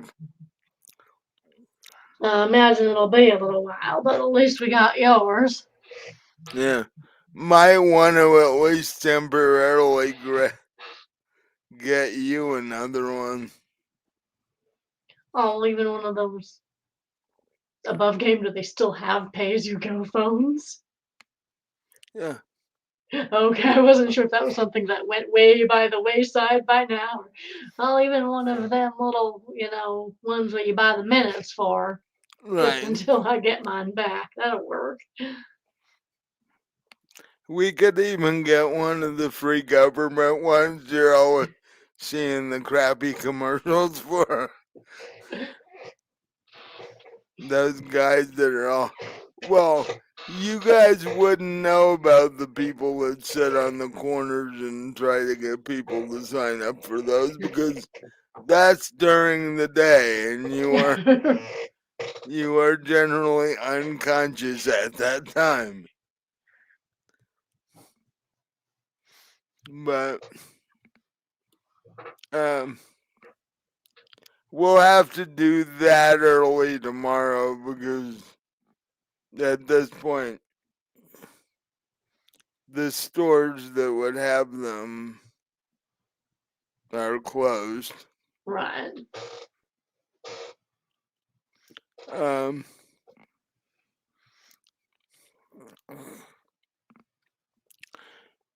so you guys hop in Marcie's vehicle. Tell me again what Marcie's vehicle looks like. Or was I the one that came up with it? You were the one that came up with hers. Because you had the pickup truck, right? Right. Did Oh, you say she had yeah. a Volkswagen Beetle? No, she's actually got a sports car. Oh yeah, okay. So she goes, "You want to take my sports Oh, car or the she had a pickup truck?" Porsche. That's right. It was a Yeah, Porsche. yeah. She's like, "You want to take the sports car or the pickup truck?" Well, the truck's probably a little more inconspicuous if we're going to be tracking somebody. Yeah, that's true. I mean, there's pickups all over the place No. here. The Porsche would stand out a tad. Yeah, that's true.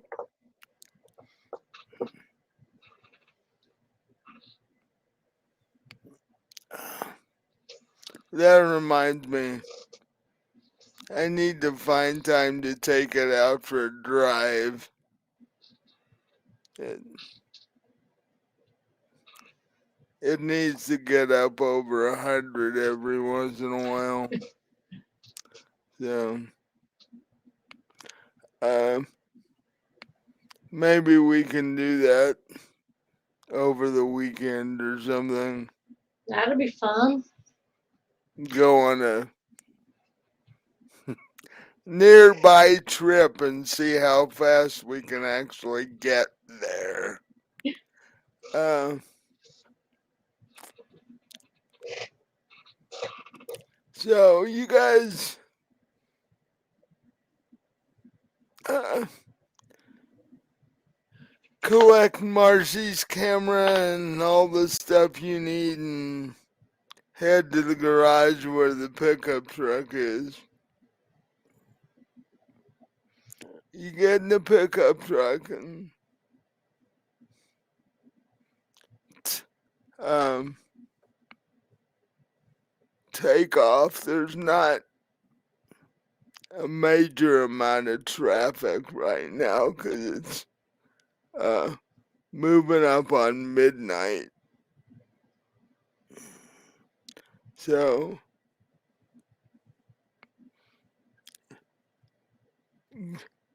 you start investigating the area that's closest to your house. You're basically just almost going house to house. Uh, just looking to see if you can find this guy.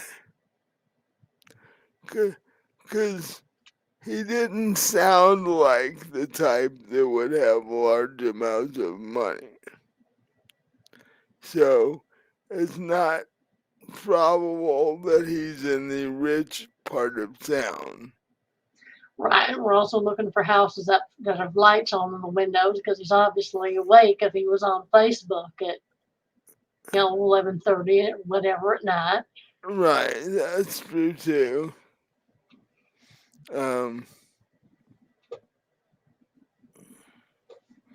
So now that you know what you're looking for, give me an intelligence and an investigation check.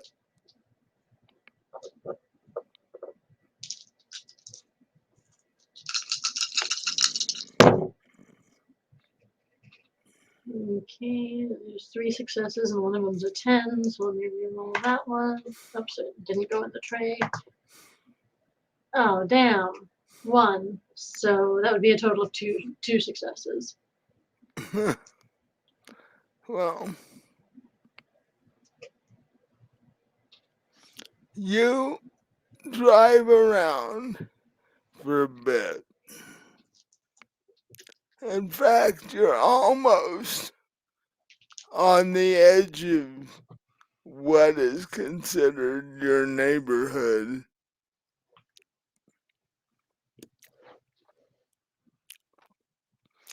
And you see this man.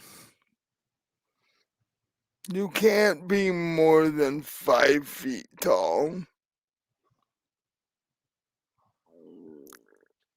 In what looks like a custom made chef's outfit.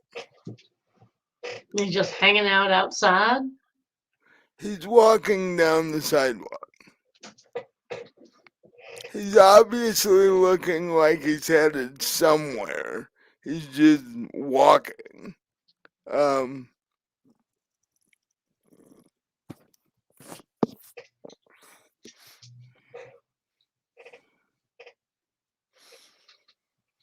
fact, give me another intelligence and investigation roll.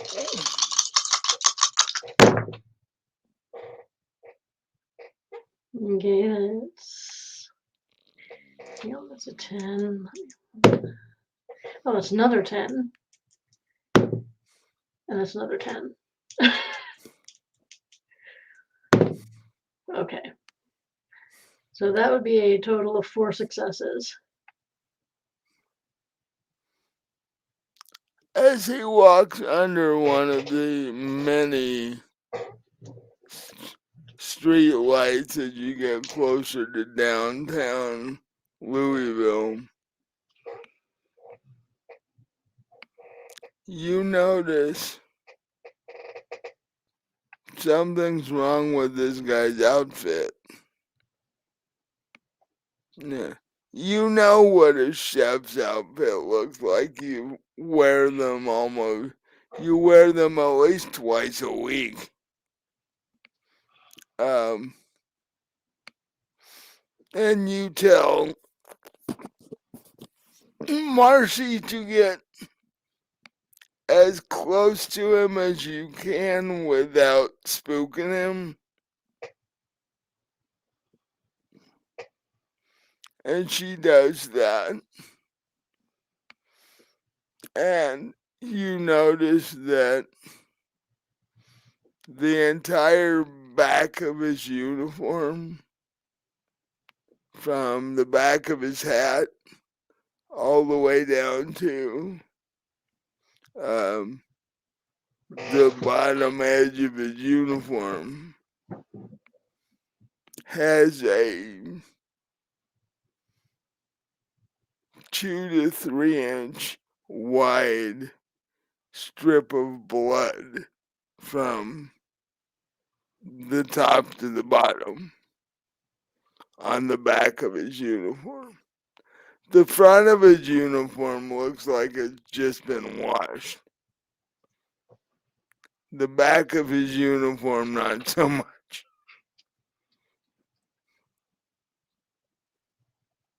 What do you do?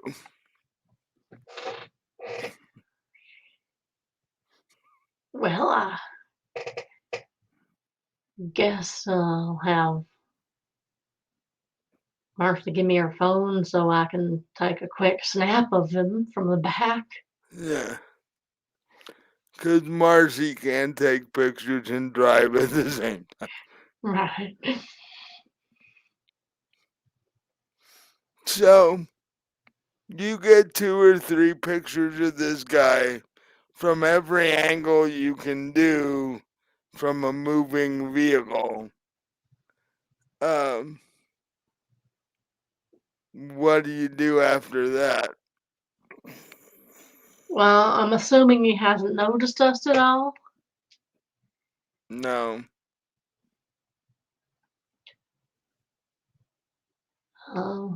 Prefer to keep it that way. So I'll have Marcia slow down a little and we'll just keep on following him to see where he ends up. I want to see where he's going.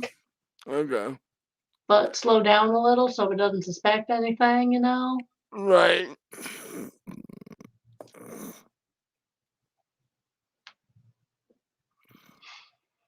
And he doesn't.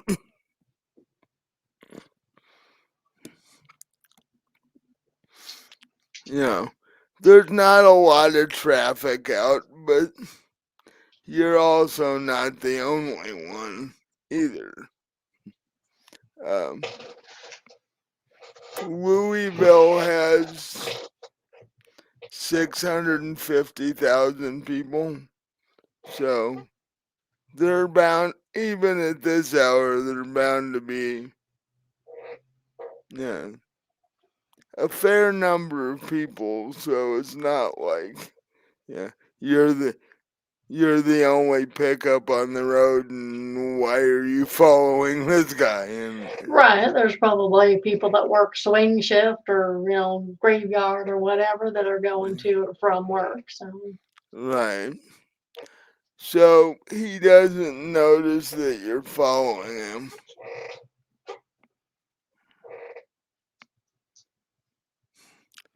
And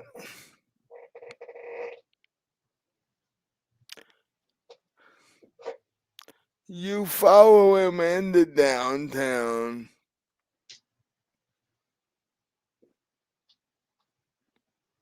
And you literally see him walk into one of the local strip clubs in the outfit that he's in, complete with the blood and everything, and he doesn't even seem to notice.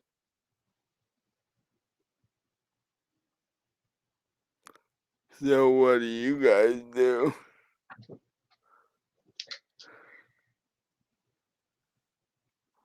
well, I guess we can go on in and keep an eye on them. There's probably enough, it's dark enough and there's probably enough people in there that he wouldn't even notice us. We can find ourselves a corner to, perch in at a table or something and just see what he does. And I mean, besides strip club, right? So it's a win-win. Well, Marcie did suggest relaxing earlier. I don't quite know if this is the type of relaxing she was going for, but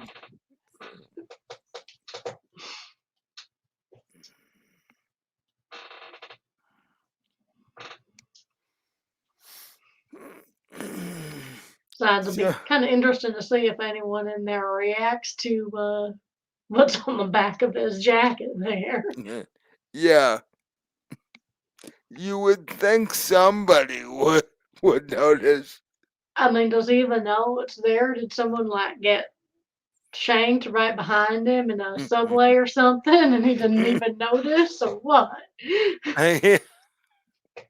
I don't know.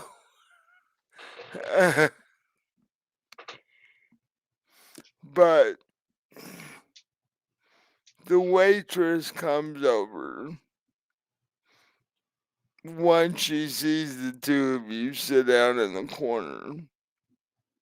And goes, "What can I get you to drink?"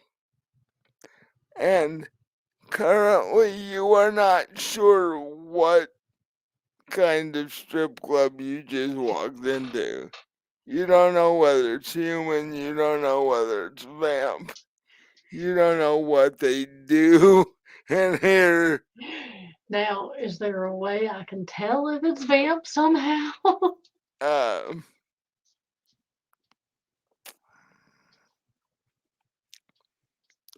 you, as a vampire, you are able to sense if there's another vampire in the room.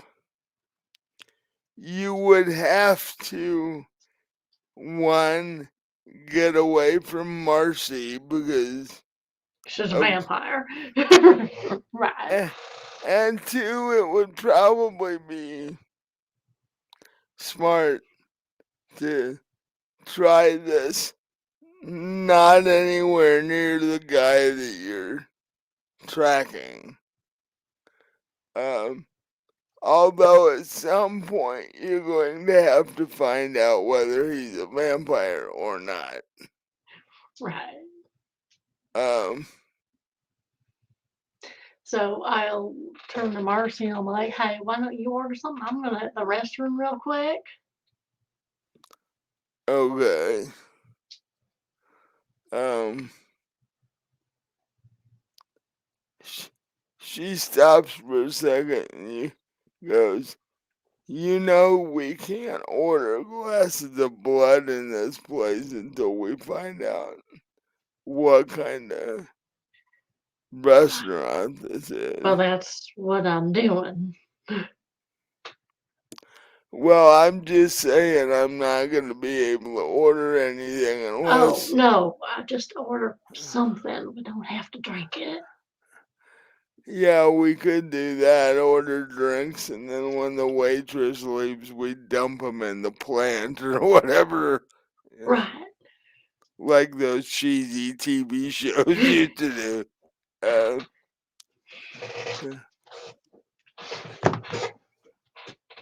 so you go up to the restroom line, and it's not a particularly large one this time.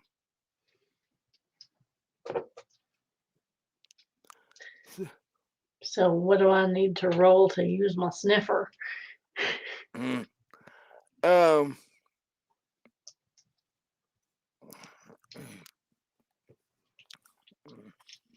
you need to, let's see.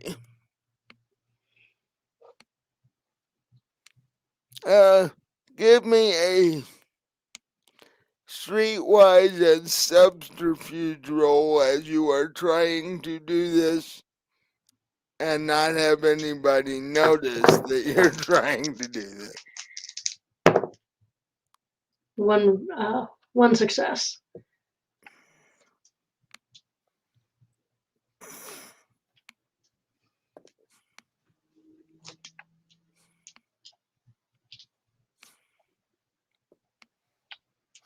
You do notice there's a vampire in the bathroom with you.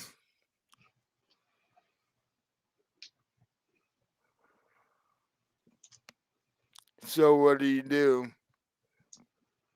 Now, are they in another stall or they washing their hands? Can I see her? What you're actually getting the sense that, and this is the strip club, so you don't really understand why initially, but there is a towel person standing over against the wall, holding a towel in both hands, yeah, waiting to see if somebody's going to need it soon. Yeah.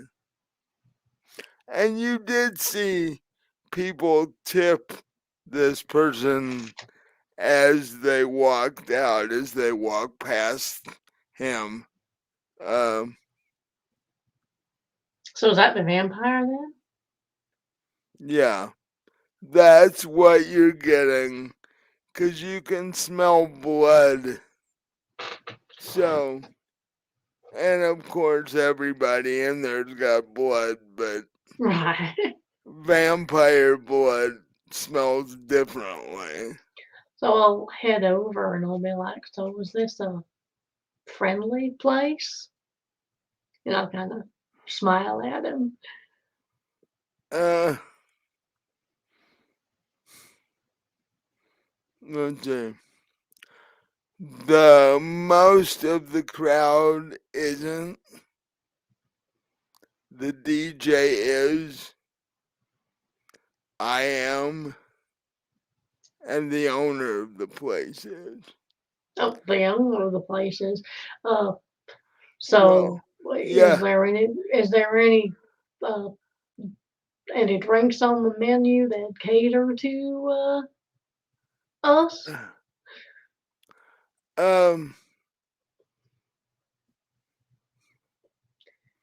I would go up and talk to the DJ if I were you, All right, we can do that. because they just hired the new waitress and she's human, and Yeah, I could tell. yeah, you don't want to freak her out too much. Not really, no. So I would go up in between dances and talk to the DJ and tell, and be like, okay, how do I do this? Right.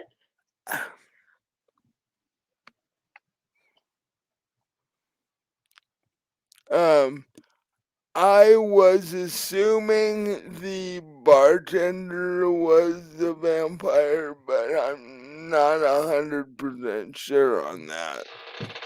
Well, I'll talk to the DJ. See, Thanks for your information. the DJ would know. Right. Um, Well, thank you. So I'll give him a couple dollars tip. he says, "Thank you very much. Enjoy your night. As far as enjoying your night the way that we do, I wouldn't advise doing that in Uh, here." no, that's not what we're in here for. Oh, by the way, just out of curiosity, any of the dancers, vamps?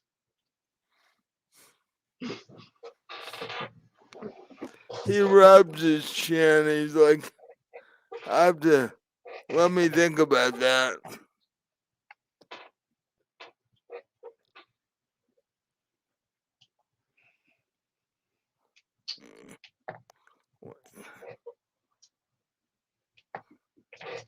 I can't read that.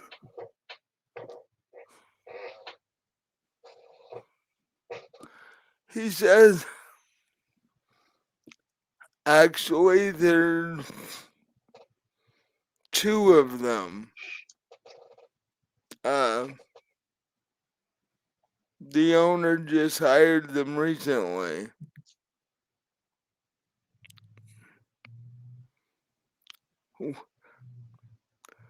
One is named Sandra. She's a tall, medium built brunette. And the other one is Lindsay, and she's a sort of average built redhead. Uh,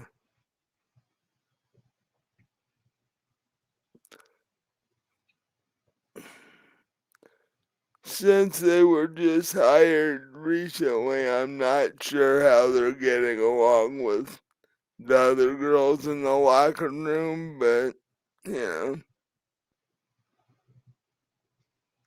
I'm sure if there were any problems, we'd be hearing about it by now. Right.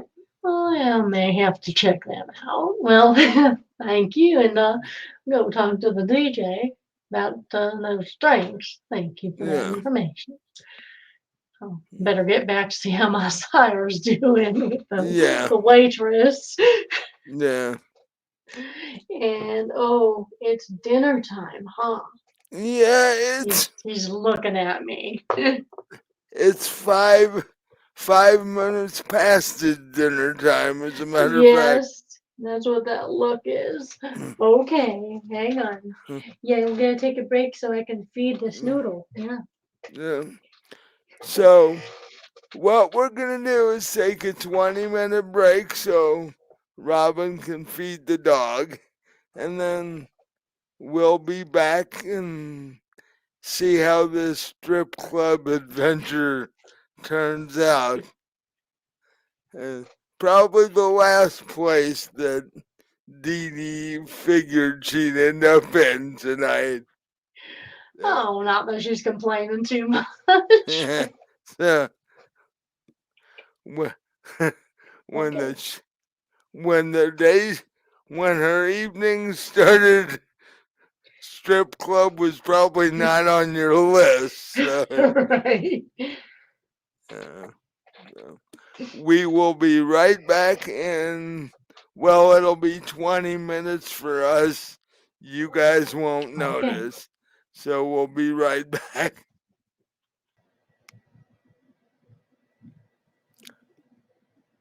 Hello and welcome back to episode 3 of Vampire the Requiem Louisville. When we left for break, Marcie and Dee Dee had just followed a strange person who they believe could be the person that wrote the message on their living room wall. They followed him to um,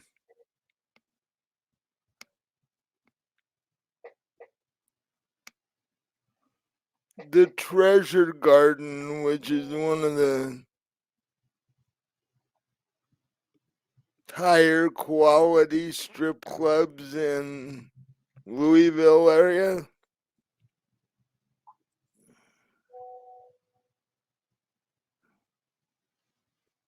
And the only issue being they don't know who's a vampire and who's human. Or should I say, who's kindred and who's not kindred, because. Well, I did get that information. I know a few of the people who are. So.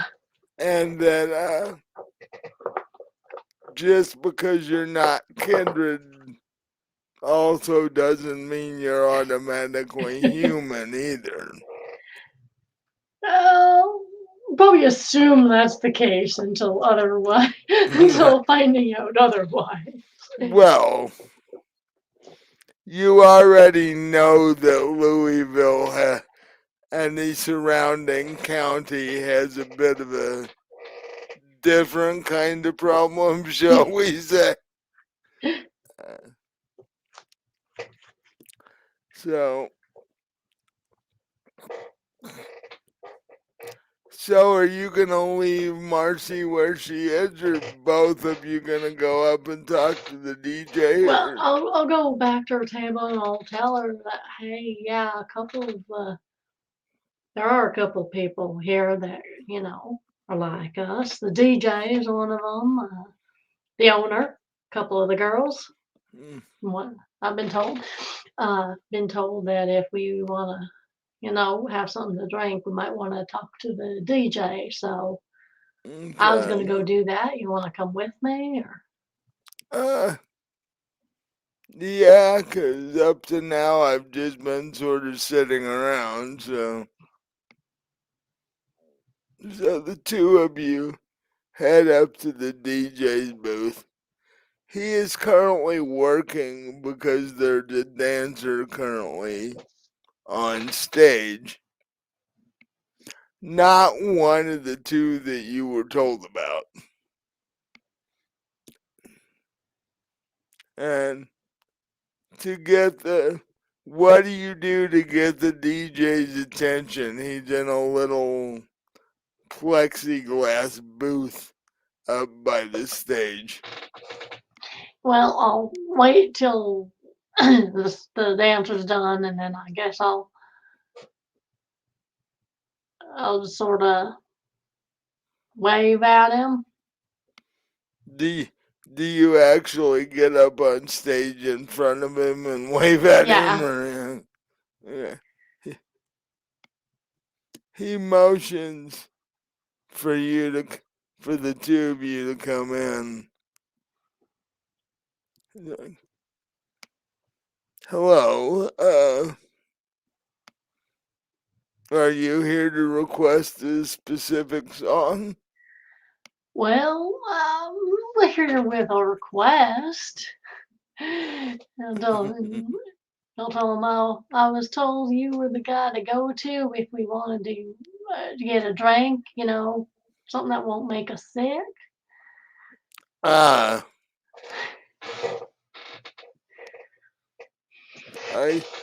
I take it you are not among the living. Not so much anymore, no. Neither am I. No big deal. Yeah, there is the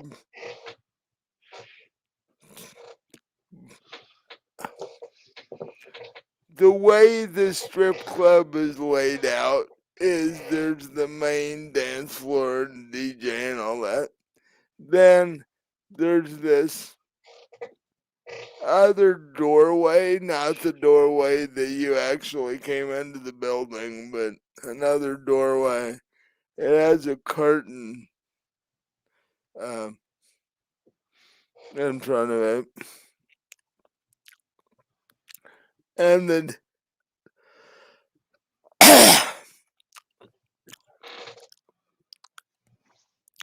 the DJ says, oh, by the way, um, I'm Colin is the name I go by. Back there, and he points to the room with the curtain in the doorway. Those are all of our private rooms. When you get down to the end of that corridor, there's another bar with another bartender, and that one is specifically for our type, shall we say. Oh, all right.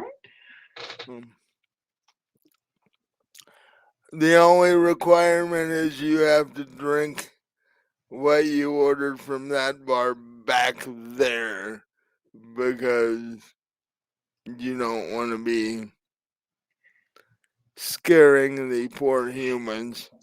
Oh, I get it. And since vampires don't really do strip clubs, humans are what is keeping this place open. So, Well,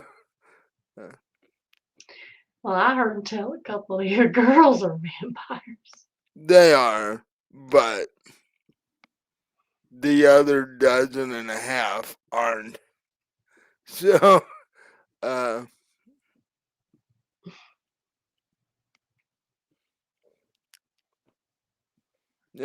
just be careful, use common sense. Right. No drinking the customers. Got it. For all we know, there might be vampire hunter or two in the crowd. So Oh, I hadn't thought of that. Don't want to run into one of them. oddly enough, Louisville has at least 3 organizations that do it. Um,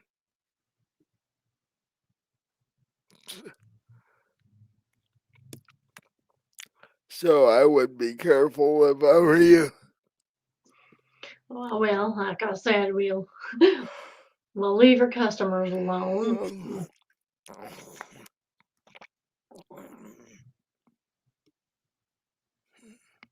we're trying to. I've called the owner and we're trying to track down who that guy is in the uh, strange looking chef's outfit out front. Oh, has he been causing trouble in here?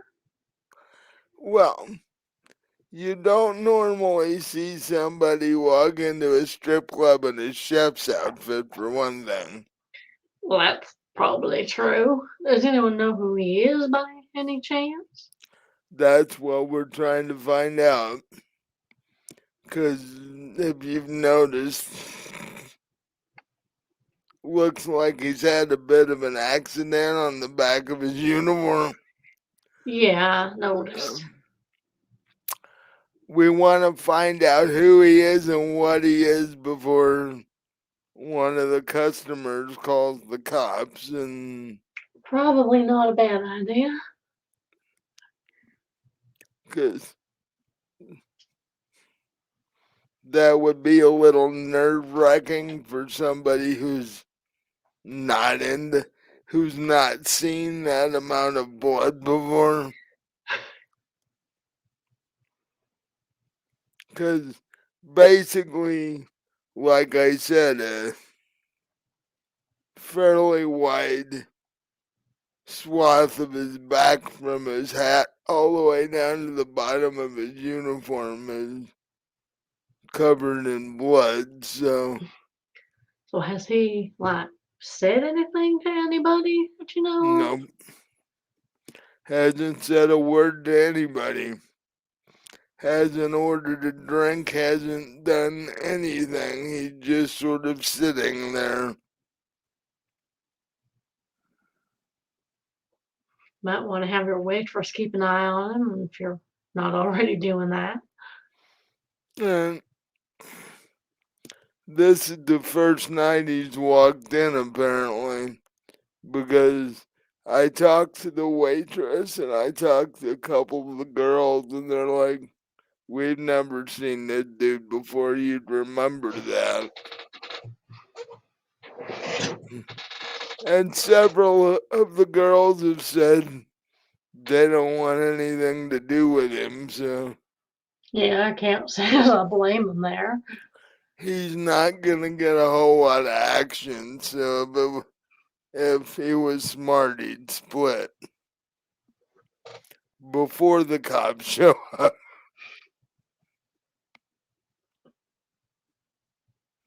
Um, so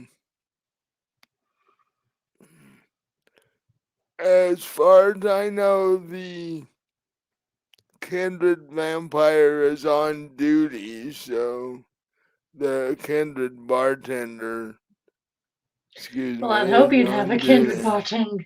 Hope you'd have a kindred No, bartender back there in a bar that caters to vampires, I or at don't. least a ghoul. He smiled and goes, "I don't know, having a poor, poor first year human bartender might be a blast." I don't think they'd work here very long. I was thinking he wouldn't be human very long. Well, that too. He might need a vacation after that, though. So, no, it was nice to meet you. Um, go go in the back, have a couple of drinks. I gotta get back to work because the next girl is about to come on. All right.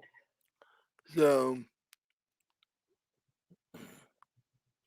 and if I find out anything about the guy in the chef's outfit, I'll let you know. Please do. Yeah. And we'll kind of keep an eye on him too when we get back from the back. Yeah.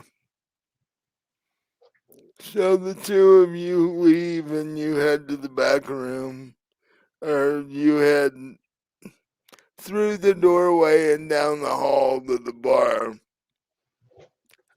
On your walk back to the bar, you hear and see all kinds of strange goings on.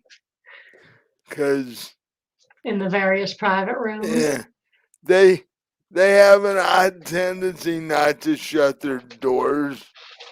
So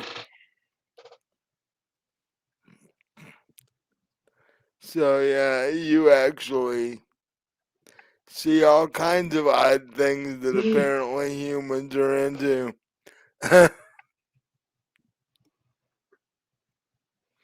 But the one with the snake is probably the weirdest of the whole bunch. Yeah.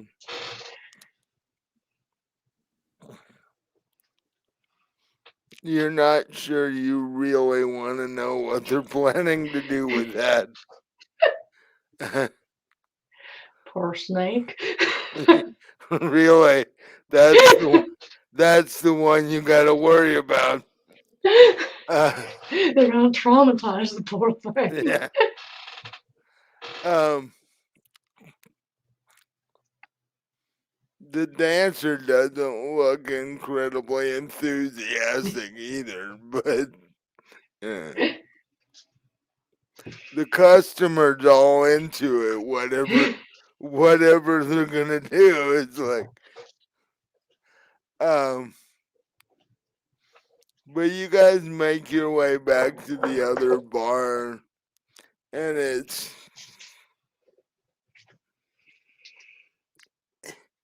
if a human walked back here, they would think it was being set up for Halloween. It's, basically black and red everywhere. It looks like a, 17th century cathedral with the sconces on the wall and the whole thing. And there's this.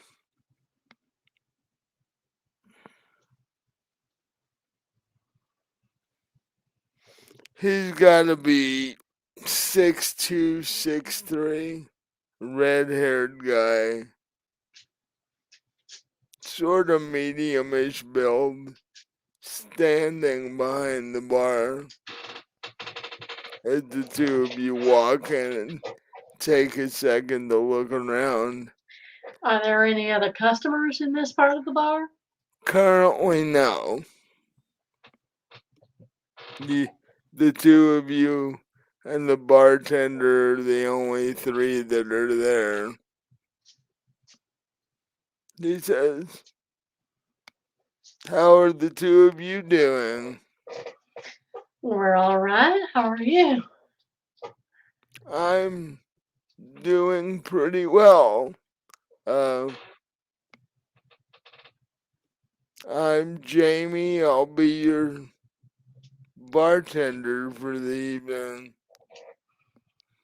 If you've made it back here, it means." And he smiled, and you can see the fangs and everything. He's like, "If you've made it back here, it means you're one of us, I take it." Yeah, we are. I smile back and show them my fangs. I was gonna say, if you're not, you're going to be. Oh, really? Is that something they let you do when you're at work then? Actually, it is because they don't want humans wandering back here and then going and telling about it, if you know what Ah, I well, yeah, there is that. mean. Colin did mention something about vampire hunters. Yeah, which the police in this town, it's part of their training. Really? Vampire Yeah, hunting. yeah. Well, that makes me a little less willing to trust the police. He looks at you rather sideways and goes, "You trusted them at all?" Well, most of them, yeah. Hmm. But I didn't know they were all into that. Well, they don't claim they are. The official line is, we gave them that training just in case they were to maybe encounter something that wasn't, quote, normal. Oh, well, we're perfectly, don't need to worry about that then because we're perfectly normal.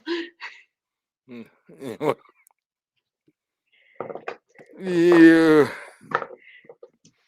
as long, well, most of us are, there's some that aren't.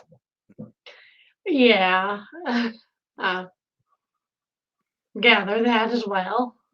Yeah. But we're not here to cause any trouble. Fact, what can I get you, ladies? Well, what do you have on tap?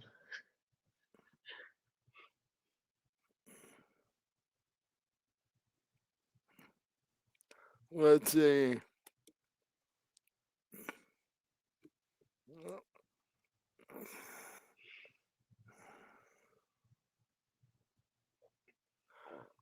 Mm, currently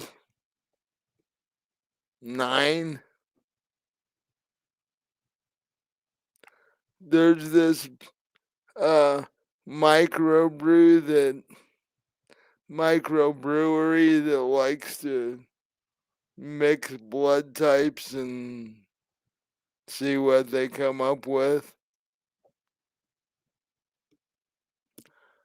I have all the standard blood types plus a couple of their mixtures on tap. You ever thought of mixing blood types? How does that turn out? Well, currently they've only got 2 of them, but apparently they're doing pretty well. Uh,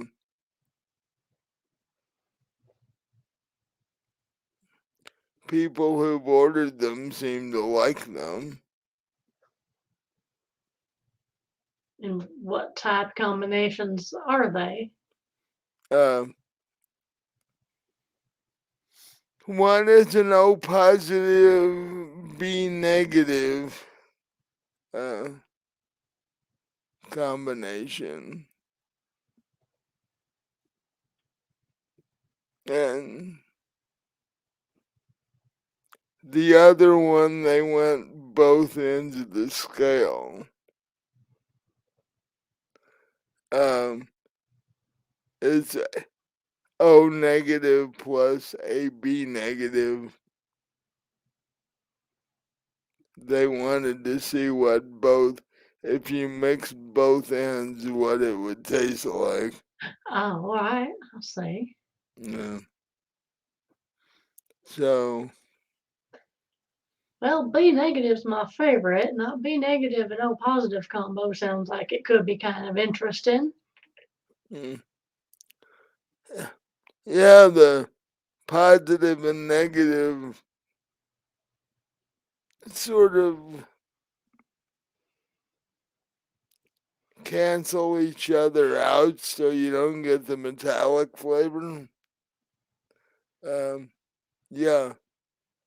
I'll try that. So I'll get one of those. And what does Marcie want?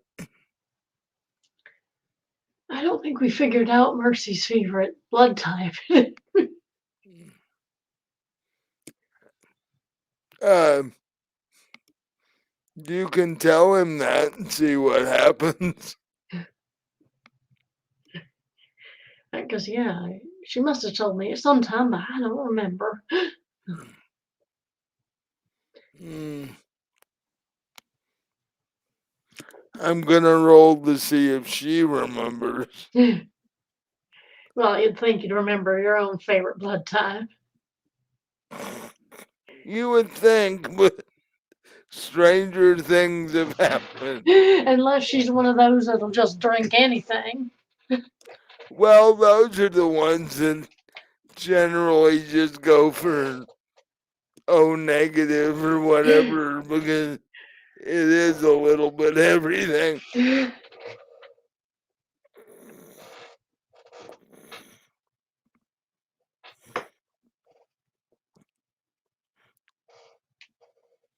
Hmm.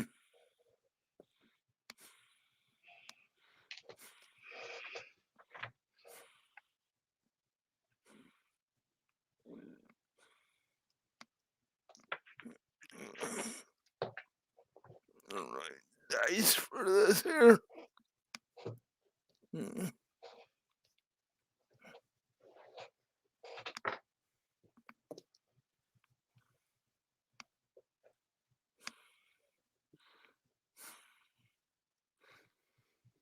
She actually walks up to the bartender and says, I normally drink B positive, but I think tonight I want to try the AB negative, O negative, and see how it turned out.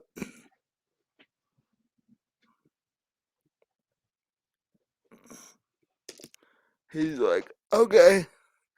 Uh, so that's what? One of each of the two specials, so that'll work. And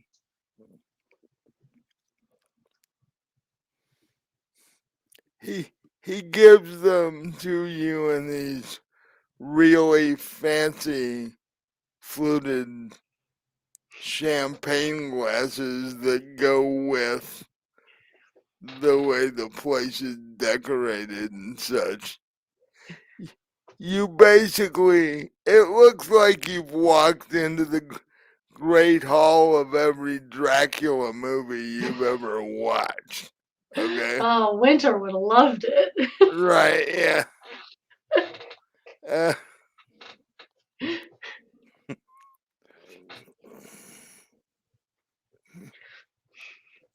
and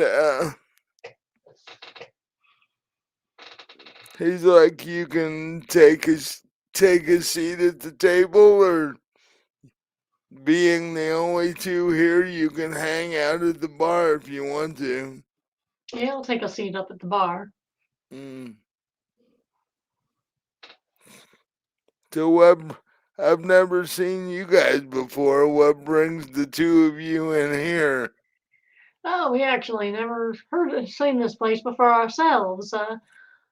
We were there seems to be a strange, I don't know, human or supposedly human that we were kind of following because he may have, he may be the one who, did a little vandalism and harassment. Hmm. So we were he went in here, so we decided to pop in and see what was going on. And I found out that there's some kindred around here. So Colin actually told us about the back room, and Yo, we gotta be careful. We can't let humans back here. Uh, their their little brains would explode. right. Uh,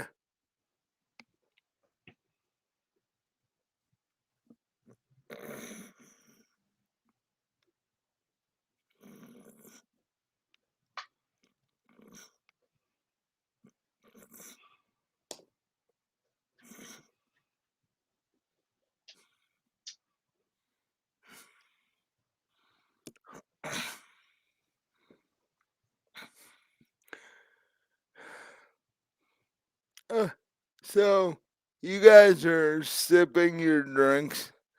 Um, actually, let's see, what would that be? Give me a constitution and expression roll. Okay, hang on. Where's Constitution? You mean stamina Yeah.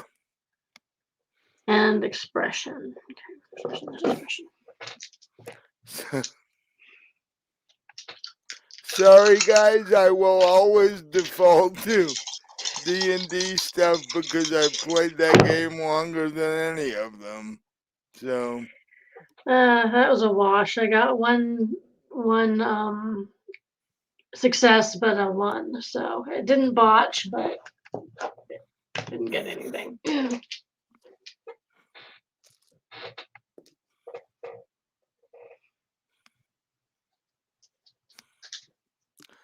Marcie, however, hears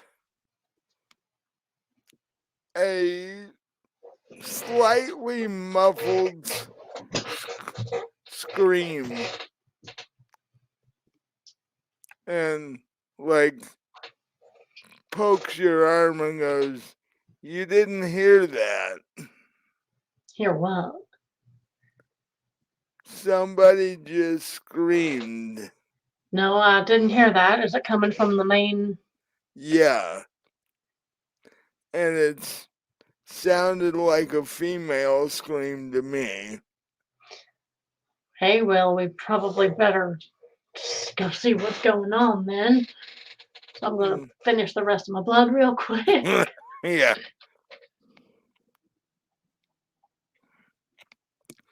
Bartender goes, "What'd you think?" Well, it was actually honestly better than I thought it was gonna be. It was pretty good. Oh, that's cool.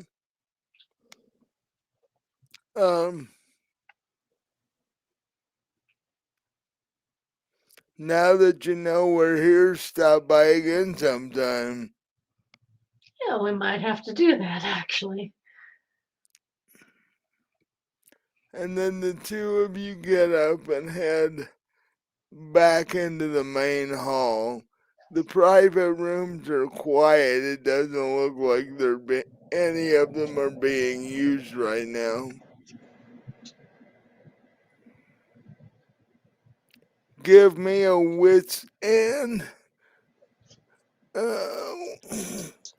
wits and intelligence roll.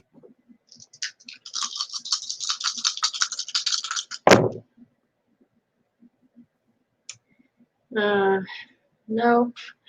Again, I got 1 success and a 1, so not a botch, but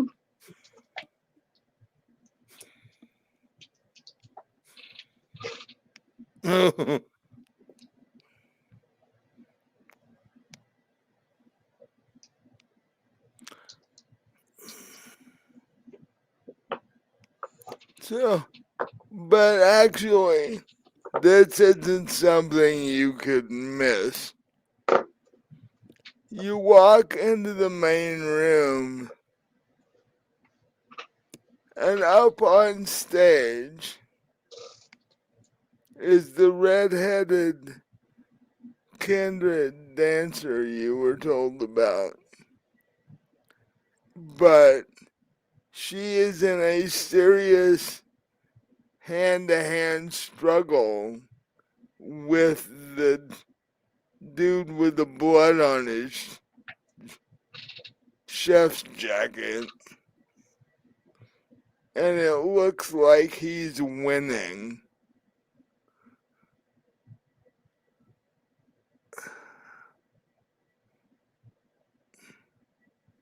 there are no security guards or anything trying to get in on this. There are human security guards, yes, but Well, are they doing anything? they're standing there going, "What the fuck?" Because you're witnessing two vampires fighting each other. Oh, he is a vampire then. Yeah, We weren't sure. no. And he wasn't going to tell anybody, but he tried to grab this girl and carry her out of the club.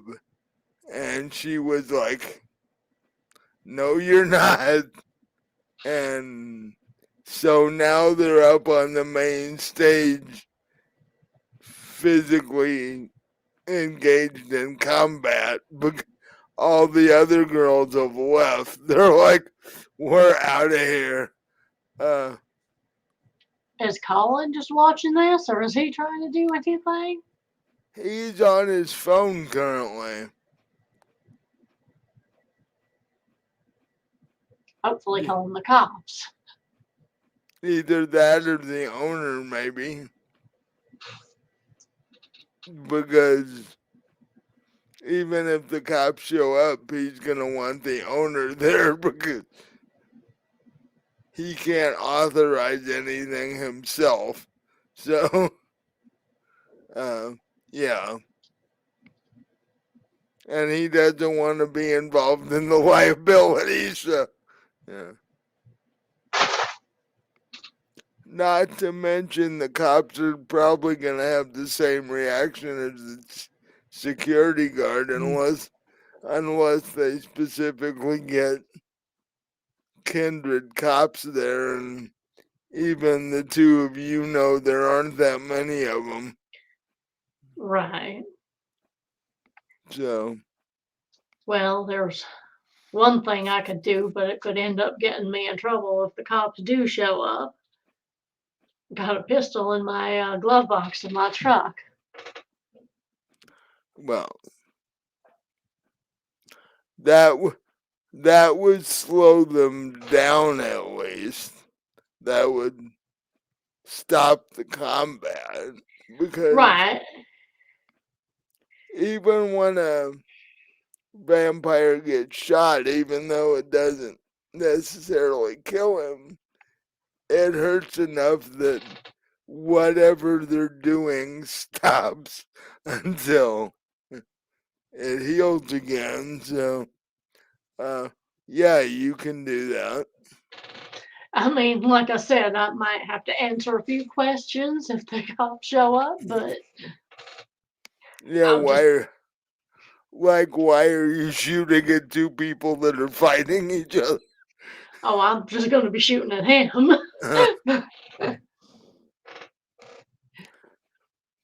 Well, yeah, I'd say I panicked. I was just trying to stop them from fighting. I didn't want anyone to get hurt. So I hurt somebody. Right, right. So, yeah, I guess I'll run out to the truck and grab that. At least maybe it'll make them stop and, focus on me till the cops get there.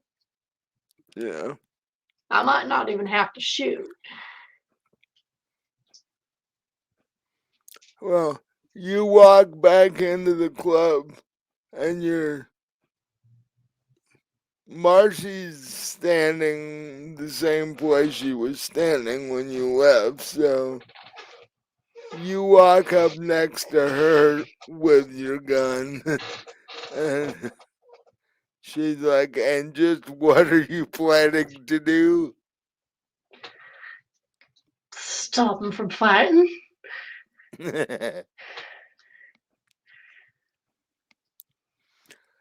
Give me you're going after him, right? Yes. I will give you a surprise round because he's focused on her. He doesn't even know you're there. Uh, give me um. Well, give me a firearms and brawl roll. Okay.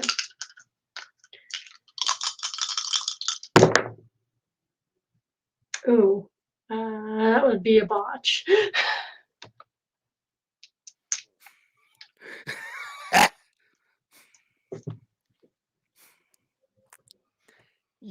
point your gun. You pull the trigger.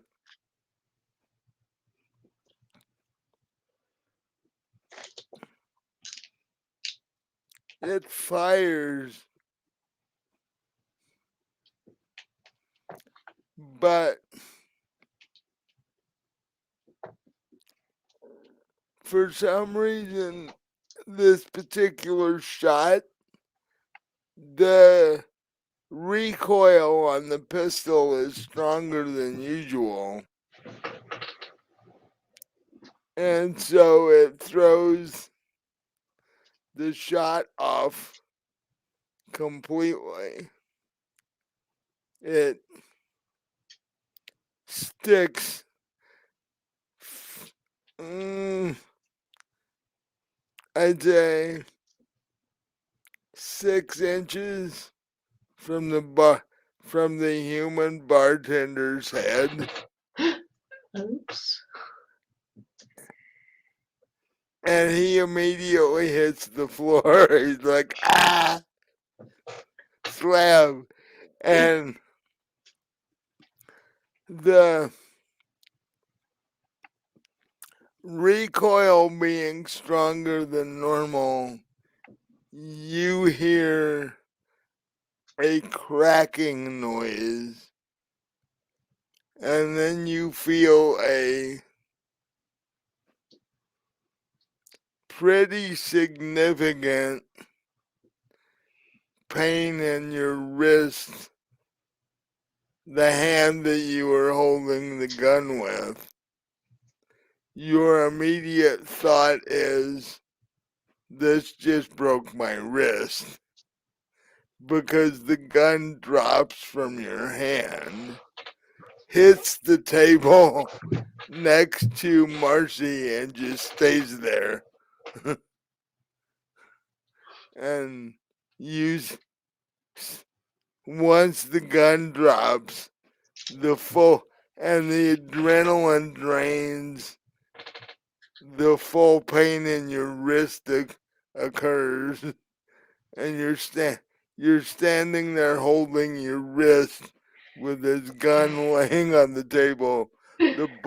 The bartender's on the floor trying to figure out how to save his ass.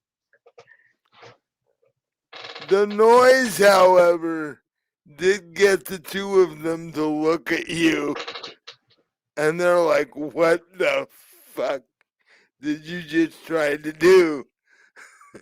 Like, well, what the fuck are you two doing? What is going on here? This is a public place. You're not supposed to be doing shit like that. At this point, there's enough of a distraction that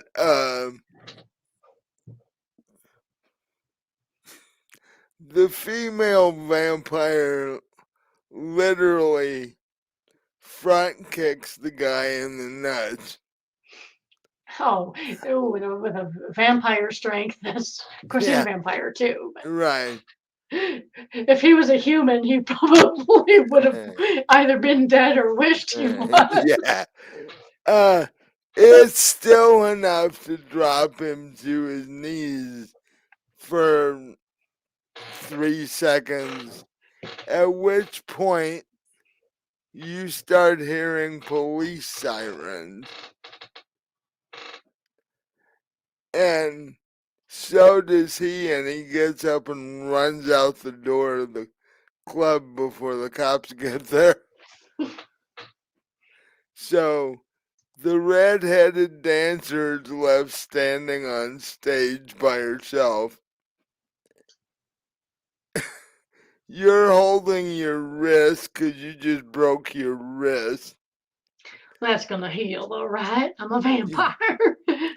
Oh, by tomorrow morning by tomorrow night you'll be fine. And Marcie is sitting there staring up at you with a pistol laying on the table next to her. You might want to make that disappear before the cops get here. Tuck it in your pants or something. Tuck it in my pants, whatever. Just make it disappear. where, well, where did you put, when you got it out of the truck, where were you carrying it? I just came in carrying it. Ah,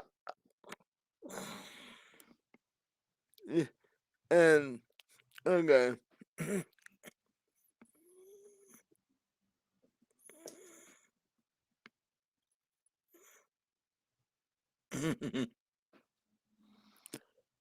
She tries to put it away, but the cops walk in the door before she's able to do so. And they immediately focus on the weapon in the room. They're like, back away from the gun. And they're like, okay, which one of the two of you does the gun belong to? It's mine, but that's not what this whole is about. It's not why you were called. Uh, okay. I'll, I'll play along for a minute. I was just trying to break up a fight. By shooting people, okay? Yeah, it wasn't the brightest idea. I'll grant you that. Didn't actually hit anybody. But no, that probably wasn't the smartest thing to do. I panicked. The bartender sticks his head up out from behind the bar, goes, nah, she didn't hit anybody, but she came damn close to hitting me. I am sorry about that. The shot went wild. I wasn't aiming at you. And hell, I broke my damn wrist. Yeah, and that's something that's a bit odd because in all the times you fired this gun before, it never did that. Well, fuck, maybe it's been tampered with like my phone was. Mm. And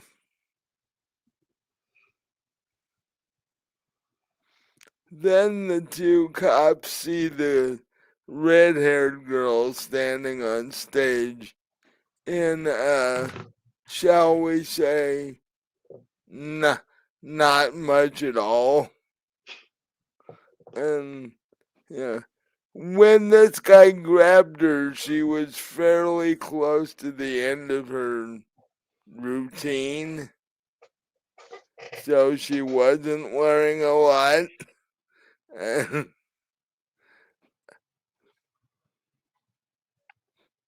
she's like, well, aren't you two gonna do anything? And they're like, what do you think we should do? Well, for one thing, go after the guy that just ran out of here. It's hard to miss wearing a chef's outfit with big, big old blood stripe on the back. They're like, hold on, what? You heard me. So, a guy with a chef's outfit on, with a large stripe of blood down the back, just ran out of the club before we got here. Yes, You're, after assaulting her. you're expecting us to believe that? I'll ask anybody. I wasn't the only one that saw that shit. And and the girl on stage is like, look, he was. He and I were physically fighting with each other. He grabbed me and I tried to get him to stop and it escalated. Uh, but yeah, the lady with the gun is correct. Yeah, he just ran out of the place before you, just as you guys pulled up. if you hadn't used your siren, you might have got the dude. And both the cops look at each other like, this is why I don't like night shifts. Right. You get all the weird so-and-sos.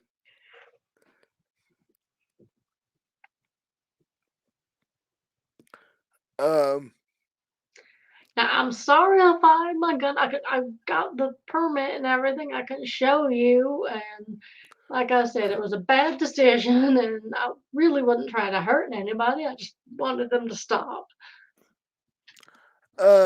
they're like, we're gonna need statements from all of you. Nobody gets to leave, and we're gonna go check the area for this guy. But you all have to stay here until we get back. And the female partner, the much wiser of the two, is like, you know what? Why don't we call in backup to watch these guys and have the backup guys take the statements while we're out looking for this guy? It'll speed things up. And he's like, that sounds like a good plan. And so the lady cop takes her presses a button on her tactical vest and connects with the dispatcher and calls for backup. Oh, I almost fell off my chair. No, no hurting yourself. Like, your dice do enough of that. Don't help them. Right. So in a few minutes, you hear another siren, and two more cops walk in the room, and they have a short conversation with the two that are already in the room, and those two leave, and the two new ones start taking official statements from you and the DJ and the bartender and the Marcie and the red-haired dancer and And any other yeah, customers. yeah. Oh, when the fighting started, all the other customers headed for the door. Oh, They're like, oh, we're out of here. so the other dancers might have seen the what went Yeah, down too. yeah. Basically, what they're trying to find out is if this guy's ever been here before, and it's pretty much all the people tell him the same thing, that this is the first time this guy's ever been here, because we would have remembered, considering the outfit he was wearing. Even if it didn't have blood on it, how many people in chef's uniforms walk into strip clubs? Right. So, Good thing I'm not wearing mine. They'd really think it was a weird night. yeah, it's like, something's going on here.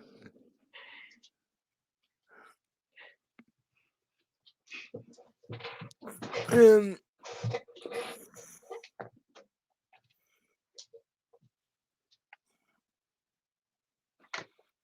after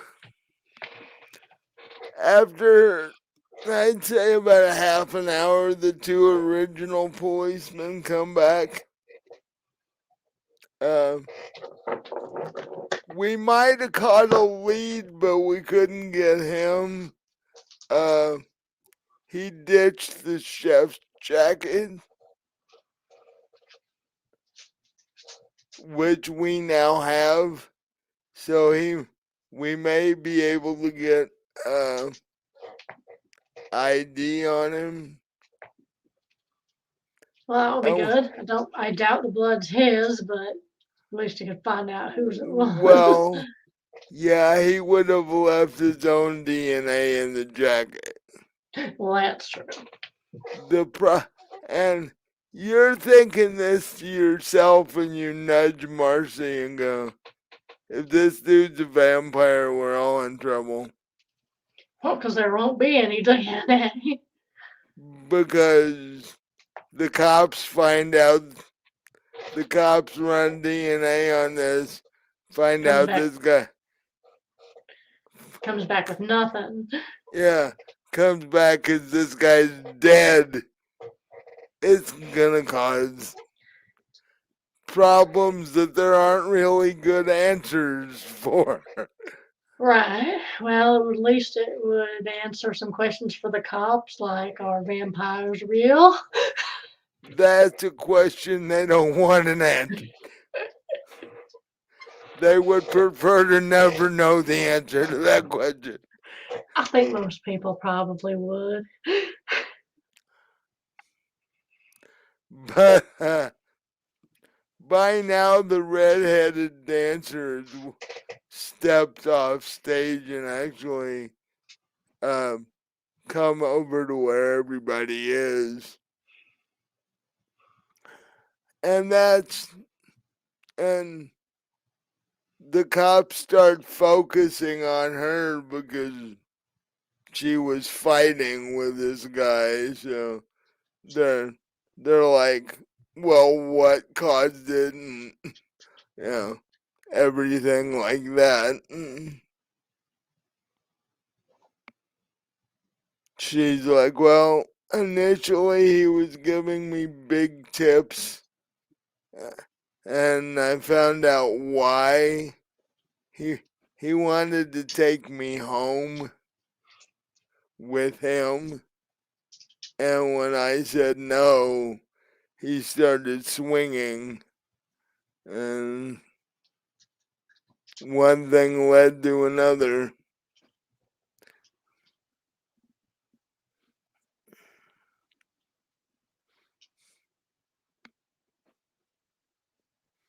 And they take her name and her address and all that stuff, and the same thing goes through your head because she's a vampire too. And when they put her in the database and she ends up with a death certificate, there's gonna be a bit of a problem. Right, I imagine so. At least they're And not. At least they're not asking all that of Marcy and me.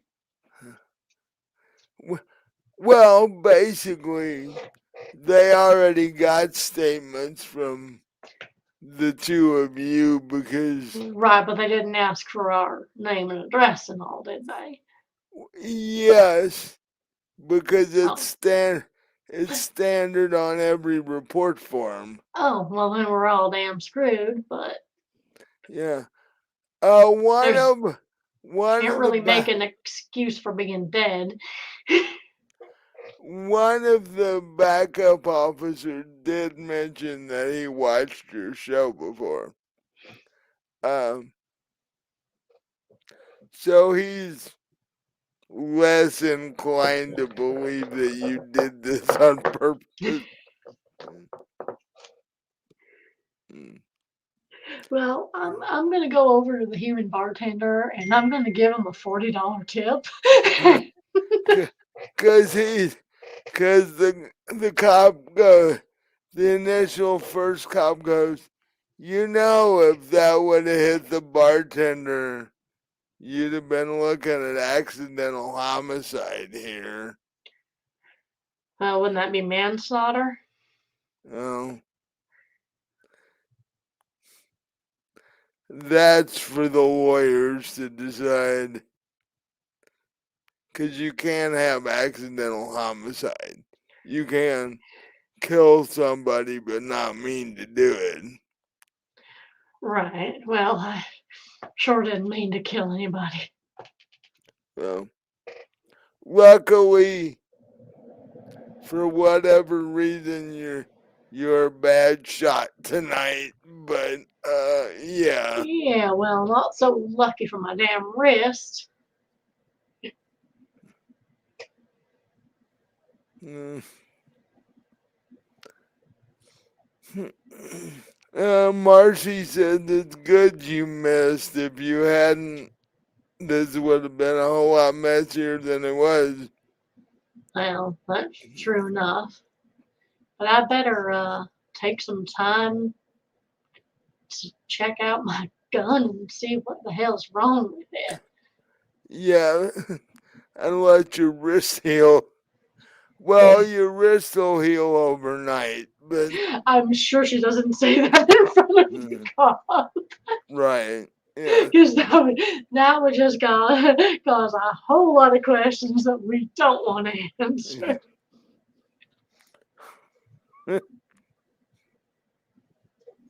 The first question is how. Second question is how can I get some of that, and then the third question is the really rough one, which is maybe not, but Right, well, I can show you how you can get some of that, but you might not like the answer too right,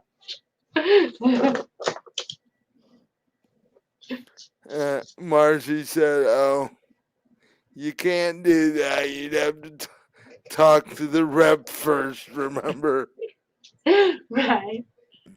Well, I mean, fight first, ask for permission later.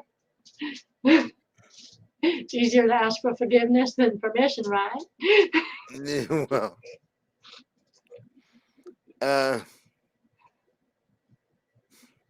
she says this was a bit of a panic situation, but Yeah, it was, but it's over now. yeah.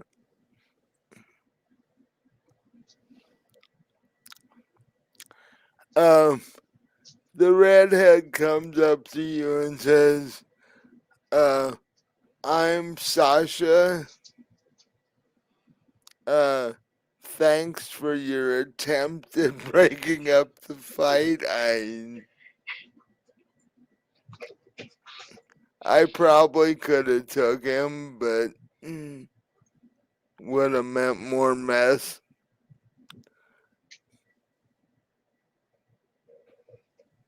So at least we have one question answered about him. He's one of us, apparently. Yeah. That doesn't necessarily make it any better in this No, but we were situation. just wondering. I was thinking he was human. That's all.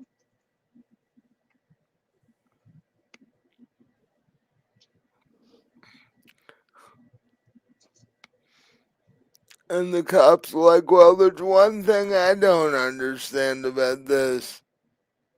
If he's got that much blood on him, why didn't somebody call it in before now? Because who knows whose blood that is? No, I think we were all just sort of trying to suss out the situation, see, if he was gonna do something or try something. Well, Sasha's like, he could have picked somebody else other than me. But then again, if he'd have picked one of the human dancers, we'd had a serious problem. Yeah, that would not have been good at all. So,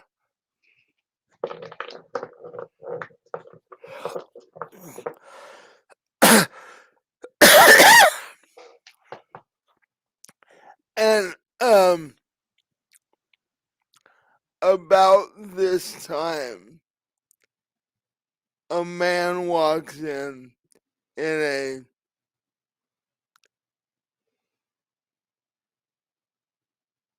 black and red three-piece suit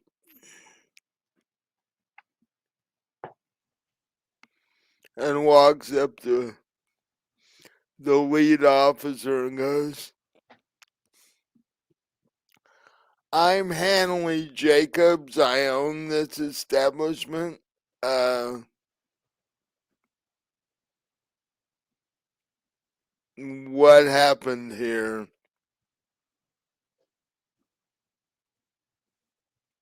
And the cop told him everything that you guys told him and goes,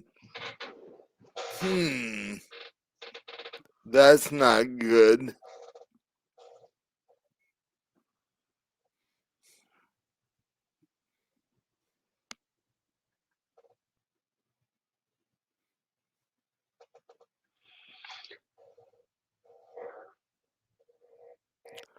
And without saying another word, he grabs the lead policeman and just basically drains him right there. And the other three officers are in shock. They're like, what did we just see?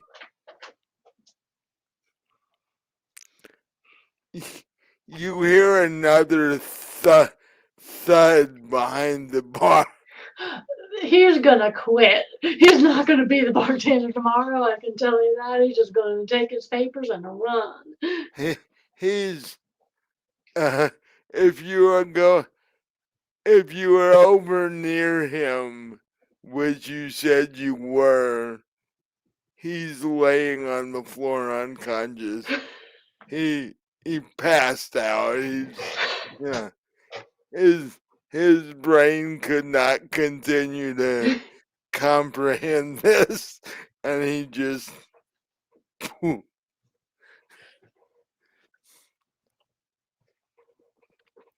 and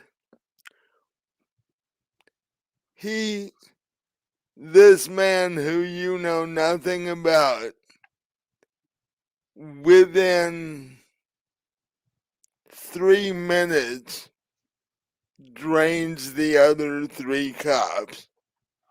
I mean, he moves faster than you've ever seen anybody move, and literally drains every cop in the room. I guess we don't have to worry about that being dead DNA sort of thing anymore. Do you say that loud enough for him to hear it? I don't know. I kind of murmur it to Marcie. I don't know if he overhears or not. Vampires have good hearing. Not as good as werewolves, of course, but almost. Much better than humans. And he's like, he looks up and there's blood on his face and all this. He goes, they were gonna do DNA tests. Well, figured. I mean, they took our information and all, and the guy that ran out that they told you about, he was kindred, and they got his jacket. So yeah, figured they were gonna do some DNA testing. Ooh, then I'm glad I did this because that would have been extremely bad for the entire vampire and extended family in this town. I was a little bit worried about it myself, but I Yeah. guess, although I hate to ask, but what are you gonna do about the bodies? Kind of have to get rid of those, right? Oh, that'll take a phone call. Ah, yeah, right. And your poor little bartender over there, he's Oh, probably gonna give us 2 minutes notice pretty soon. poor Jackson. He was never very strong constitution wise. Yeah, well, it probably didn't help that I sort of accidentally shot at him. What? Well, I mean, I was trying to break up the fight. I was trying to shoot them, but some damn thing went wrong with my pistol, and shot went wild and almost hit your bartender. Then he looks up and notices the hole in the wall. It's like, that would be it there, I assume. Yeah. Uh, hmm.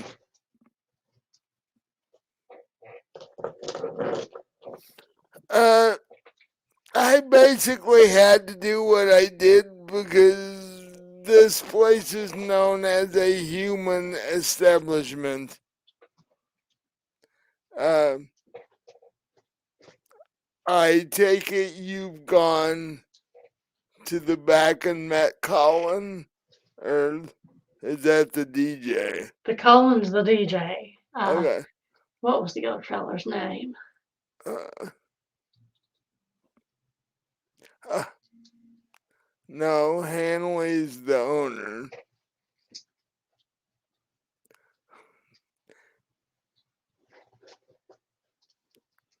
Even I forgot. Well, after all the excitement, I can't remember. um, But yes, we met him. he's a good bartender. Um, he's pretty stable. The one over there, not so much. Yeah, well, human, you know. Yeah. Being a vampire does sort of stabilize things.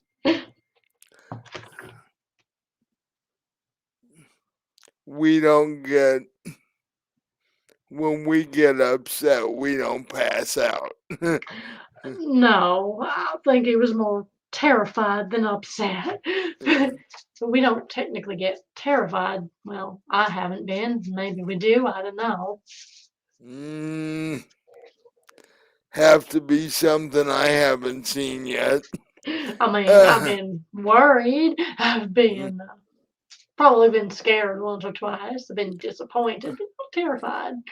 Well, yeah, and even to be terrified to the point where you passed out from, Right. that would be extremely difficult, if not impossible, for a vampire to do. Not the human, though. At least he didn't piss himself. At least I don't think he Uh, did.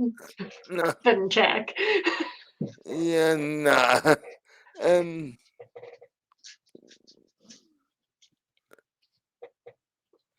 so you guys didn't see this, by the way.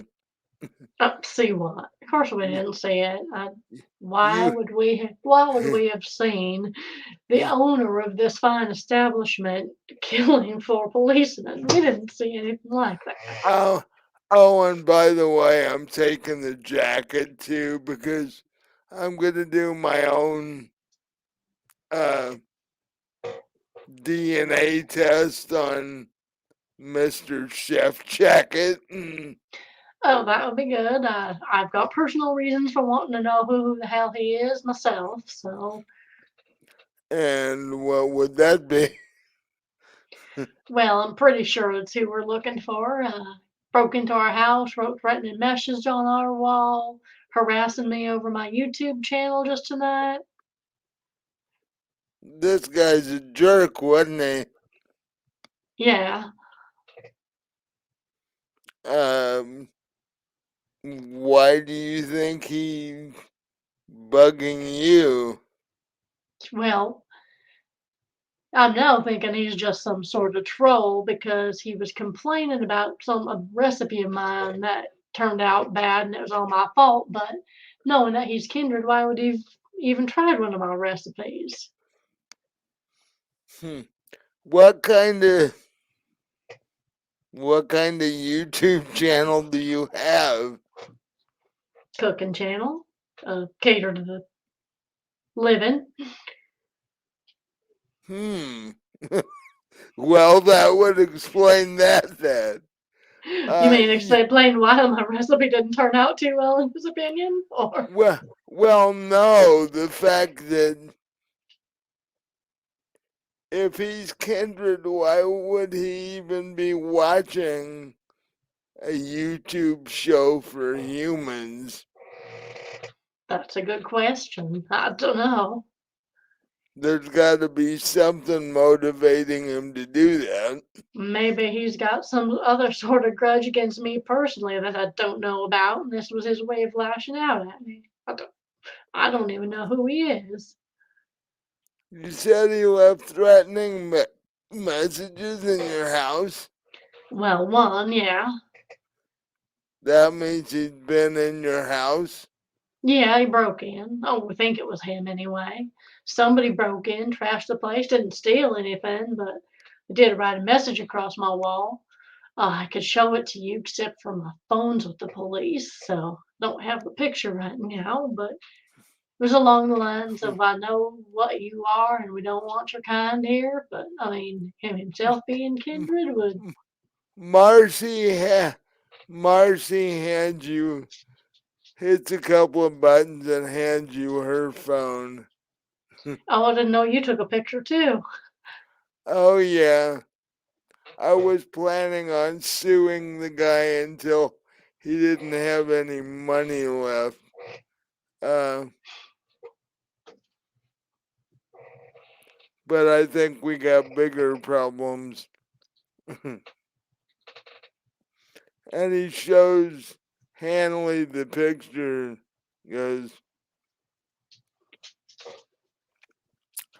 uh, I may have an idea who this guy, not specifically who he is, but why and how. Really? Well, Yeah. what's that then? There are groups of vampires that don't follow the rules. Right, we've been told about them by the Invictus ref. Yeah. Most people, whatever clan, whatever organization like Invictus or one of them, they usually follow the rules. Well, there are groups of vampires who don't. Their entire reason for existence is to cause as much chaos as possible. They are anarchists. They want all rules gone. Um, this sounds like something like that they might have pulled.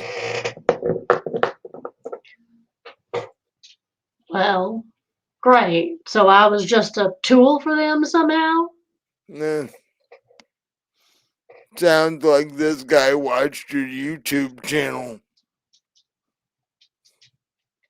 And he doesn't like that I'm catering to the humans? Is that the deal? Basically, yes. Well, I'm not gonna stop, so I'll make my money. Right, yeah. I can Plus, understand that. plus, like I said, I don't think I could exactly get away with, fixing blood for dinner on YouTube. They'd kick me off. Plus, it'd be an awful short show. But, Well, I suppose you could probably do some interesting things with blood, but yeah. Um, I don't know if I could come up with a full meal and side dish and dessert all around blood and every then, week, twice a week. yeah, and then do it twice a week, yeah. Um, see, he's texting you again. That means he got away from whoever he. If the cops were chasing him, he got away because he's texting you again.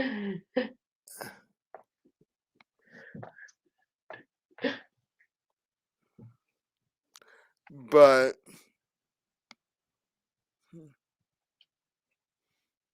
yeah, I think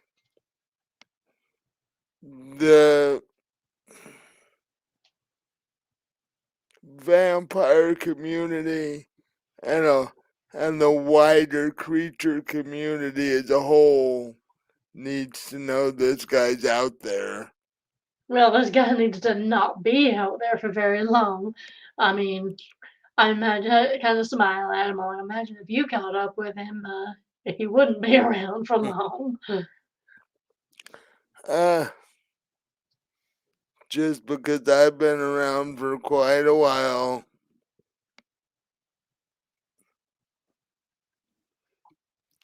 Fact, my anniversary's coming up in a couple months. What anniversary would that be?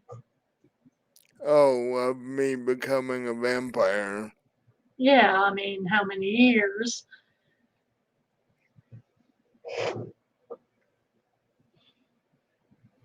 Or This decades or whatever. this year will be 523. Wow, you do. I must say, you look damn good for that age. Thank you. I was turned Christmas Day of 1500. That's not really how most people want to spend Christmas, I imagine. Nope. It wasn't. Not a great Christmas present. My family didn't care for it much either. They, well, maybe they did. They got money for it. Uh, and in 1500, if you can get money for something, you'll do it. That's right in the So, middle. Right so in a the middle. vampire offered your family money to let him turn you? Yeah, Well, shit. it's right in the middle of the plague. Oh, well, at least you weren't going to die of the plague, I guess. Well, yeah, that's true. I But mean, that's a plus. yeah, in fact, my parents didn't like it because they didn't live long enough to spend the money. They died of the plague. Yep, Yeah. 25% of the world died of that plague. Not Well, that's surprised.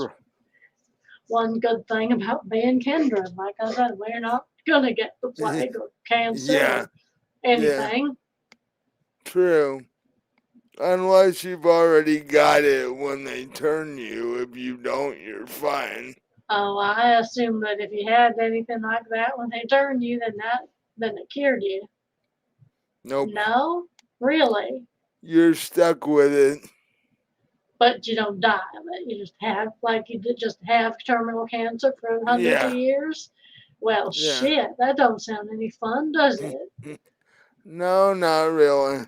I assumed it cured you. Like I kind of like I assumed if you were in a wheelchair or something, and you got turned into a vampire, then you'd be walking.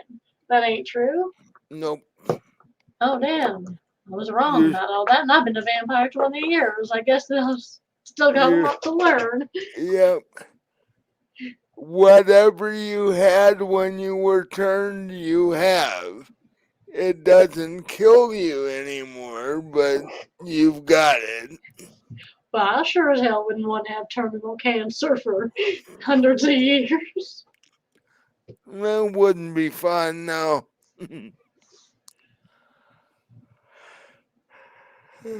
So you But mean there's diabetic vampires and things out there? no.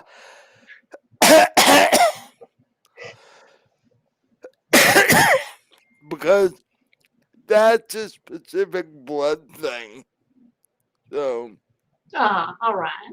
that's different.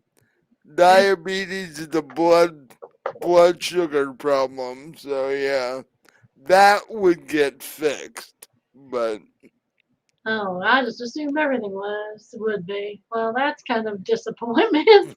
yeah,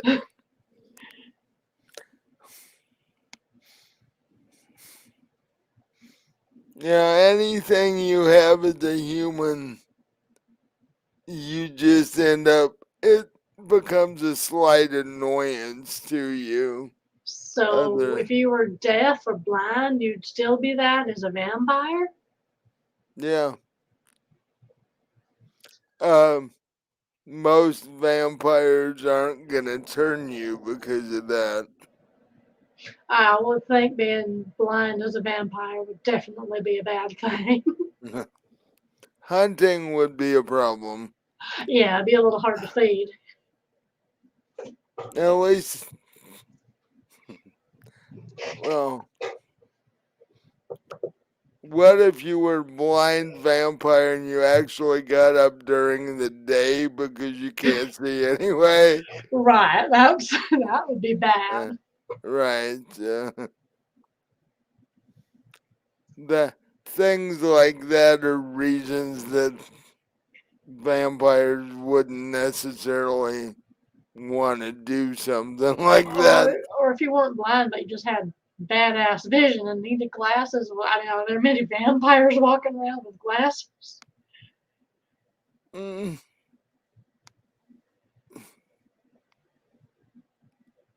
yeah, there are, but that's not, a human's not going to think twice about that. You're just a person walking around with a pair of glasses. Right, but like I said, I thought things like your vision would all be perfect and everything once you Mm, turned into a vampire. So, that's the movies. It doesn't. oh, I don't know. I never watched much of that type of stuff. You're on YouTube and you've never watched a movie. Well, not the vampire type of stuff. Oh, Because, I mean, I figured they'd get everything wrong anyway. So, what even? they pretty much do. I just thought that was the way it was. But then again, there was really nothing much wrong with me when I was Because turned other than I was drunk. But yeah. you can still be one of those. It's just the hangover's worse. Oh God, Uh, I know I made that mistake recently. Yeah, that was bad. um, oh, and by the way, we don't glow in the dark. Or Well, I didn't think we did that to we begin don't. with. We don't glow. Period. No, I didn't think that. We do look sort of gray and ashy, though. Well, yeah, but that's a blood circulation problem. Oh yeah, and that's a bitch to deal with when you're on camera. Yeah. I can imagine to be the same for you. Your play skaters mostly the humans, so Mm. that whole ashy thing, you probably do a lot with the foundation too, right? Actually, what I do, if I'm gonna be here and there's gonna be people here, I just put on a Halloween mask of my choice. And the humans don't think that's sort of weird. Yeah, but they've gotten used to it. It's like, oh, it's just him. Yeah, yeah. And besides, you put on a Yoda mask, everybody laughs, and you're good to go. Oh well, I guess so. But like I said, you may have to start looking. Put out ads for a new bartender wanted because I don't think that guy's gonna last very much longer. He's probably gonna actually as soon as he wakes up, he's probably gonna have a nervous breakdown. uh, I just have one of the girls take care of him. He'll be happy again. Oh well, I guess that's a perk of the job, huh?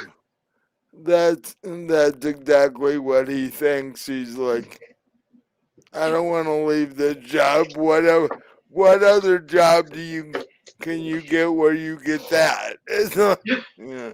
So, uh, By the way, what is with your private rooms? Like all sorts of kinky stuff's going on in there? Is that like strictly legal?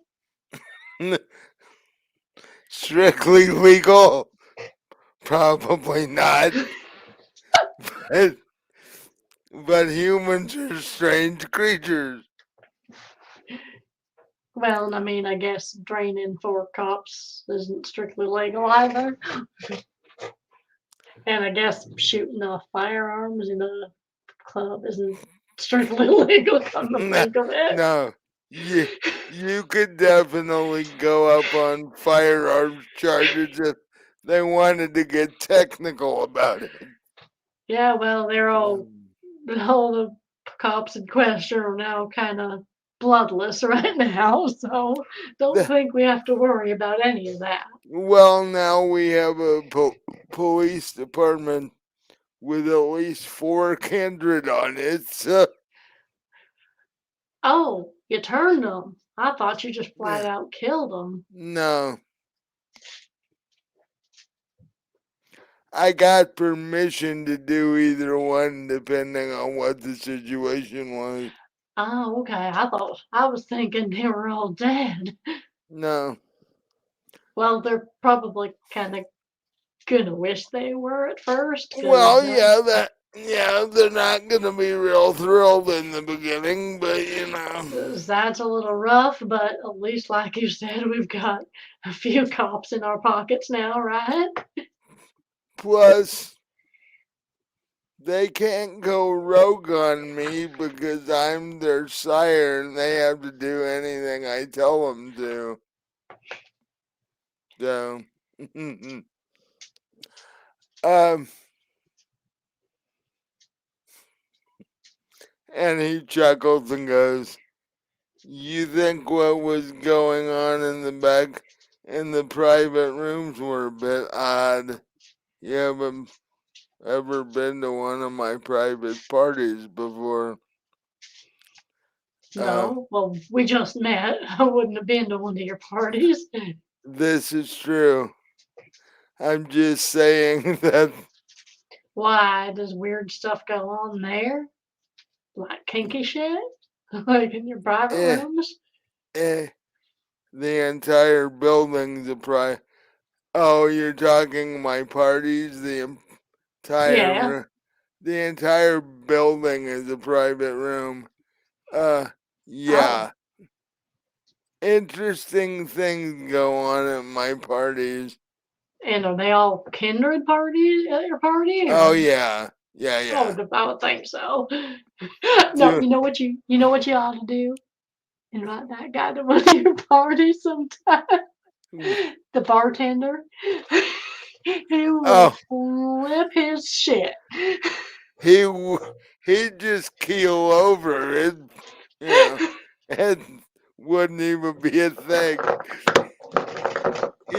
He'd walk in the door, walk around for a few minutes, see what's going on, and keel over. We'd all take bets on how long it would take him to just lose his shit entirely. If he was smart, he would hang out in the kitchen where the food was, and never leave there. Uh, Why would stay there be food in your kitchen if everyone's a vamp? well. It would all be blood, but if you invited him, you'd have to have human food because he's a human. Uh, Well, shit, maybe I can cater one of these dudes for you there sometime. you go. Uh, I was going. I did have an interesting thought go through my head. Most 99% of the customers in here, well, all the customers and 99% of the beings in here are human. The only ones who aren't are two of the dancers and the DJ, and I was thinking you could do an on location episode from here and You you'd got a be kitchen here? off the back bar, yeah, Oh, and it would look all gothic and all. In fact, you could do this as a Halloween episode and it'd freak people out. that would be fun. Might get you some more viewers. Um, Especially if you advertised it a little ahead of time where your subscribers knew you were doing it. Right. Um, I think it'd be kind of an interesting thing. You could dress up in a costume that you could still cook in, I guess, but you could dress up as a vampire. Nobody, Right. That's what I was thinking. nobody would think a thing about it. I wouldn't have to hide my fangs for once. I mean, people might think that, the prosthetics look awful real, but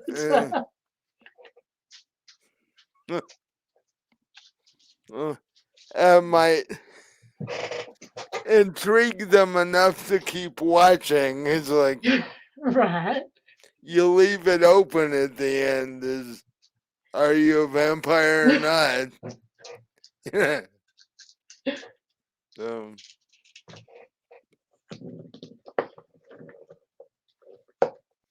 so, and who knows? We get to know each other.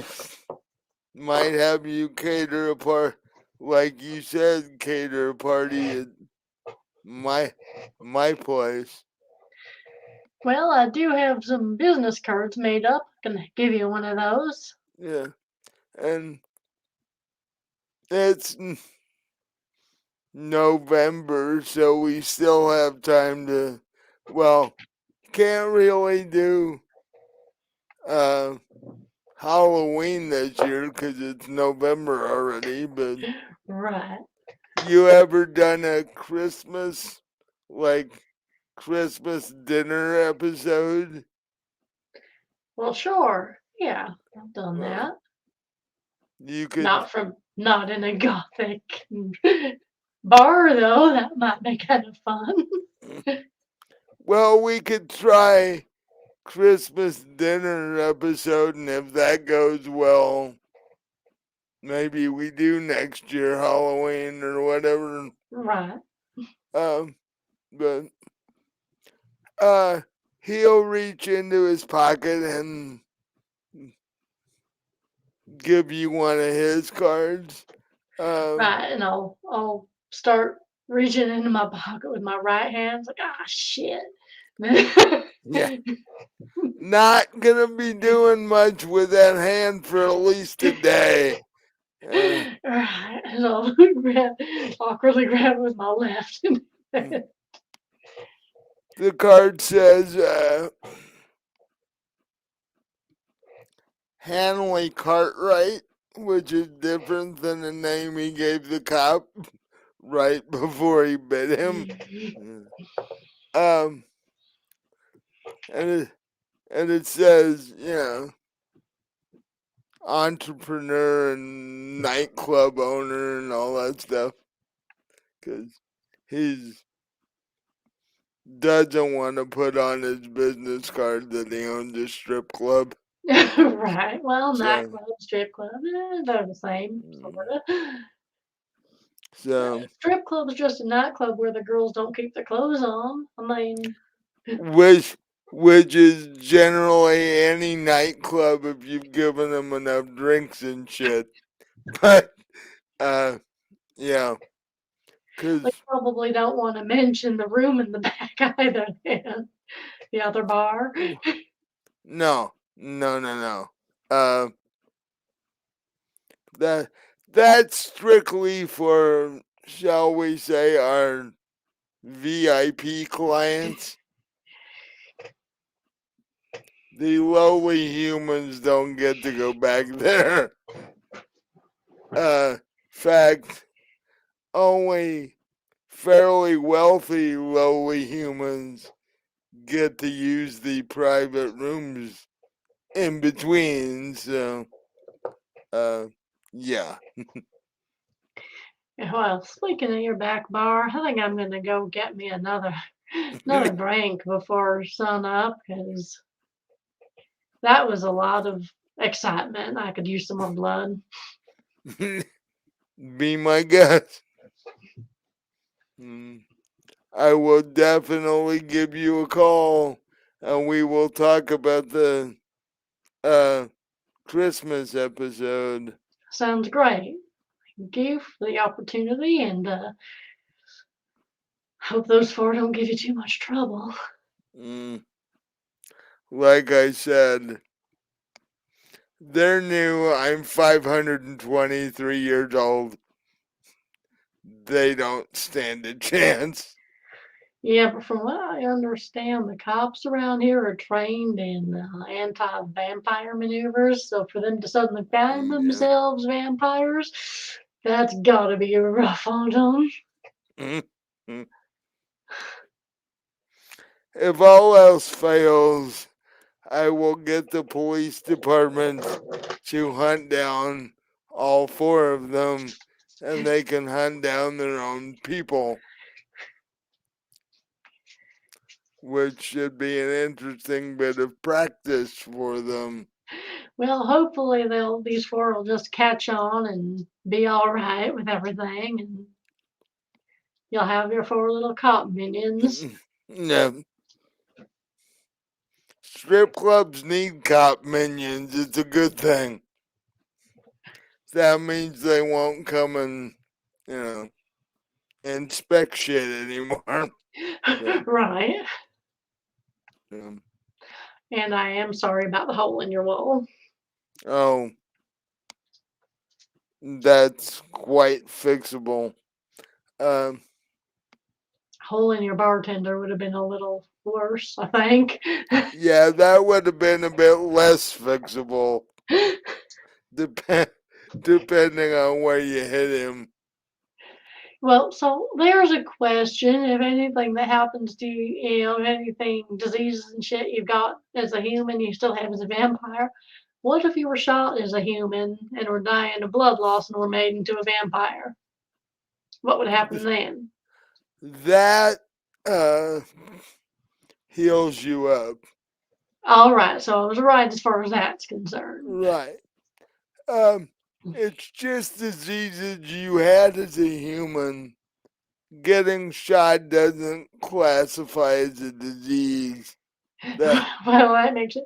So there's ah vampires. Well, no, AIDS would be a blood thing, so that would yeah be cured. yeah. So unless you were a vampire that had a habit of getting shot and that yeah, you actually liked it, so you went looking for it, but no,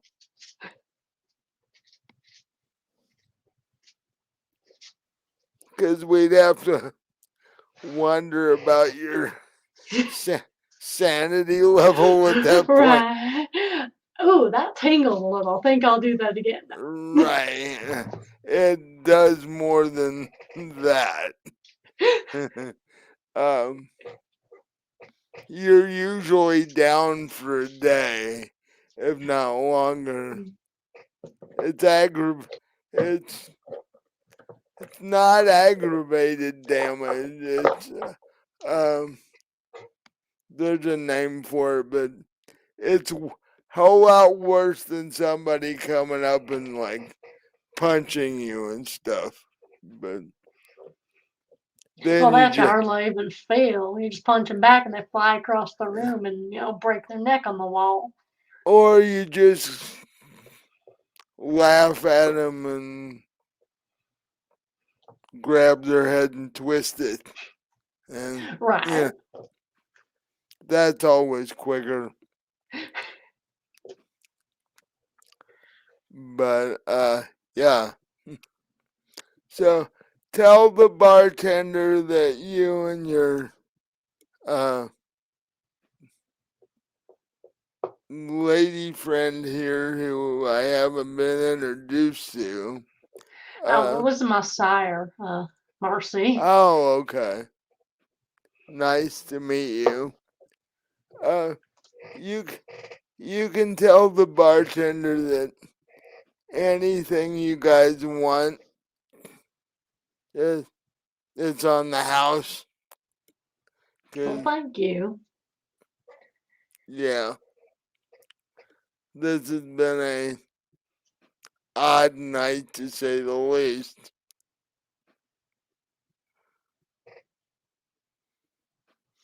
Hmm. That reminds me, speaking of Christmas things, we have a Christmas party at my house every year. I need to start working on that. I've only got a month or so to go. Uh, so yeah. In fact, I think I'm going to call my staff and have them start working on that. And also give them a heads up that there might be cops stopping by. Yeah, that's something they probably ought to know. So, if you'll excuse me, I've got a couple of calls to make. It was good to meet both of you. I'm sure we will talk again soon. Yes, it was nice meeting you too, and talk to you later. Mm. I mean, could have been under better circumstances that we met, but you know. Yeah. Well, I was called out of a party for this, so I probably wasn't going to come over tonight. So, in that sense, it worked out. But, uh, yeah. So, and he walks off and starts making phone calls. You and Marcie get up because Marcie's like, we should probably go now. We don't want to be here when they come to clean, uh, deal with the four of those. Right. Because when they wake up, they are not going to be happy campers. As as you probably remember when it first happened to you. Yes, I remember. Uh, Waking up that first time sort of sucks, but Yes, mm, pun intended. well, you hope you can because if, if you don't feed soon, you are in serious difficulty. Um, so yeah, we should probably go.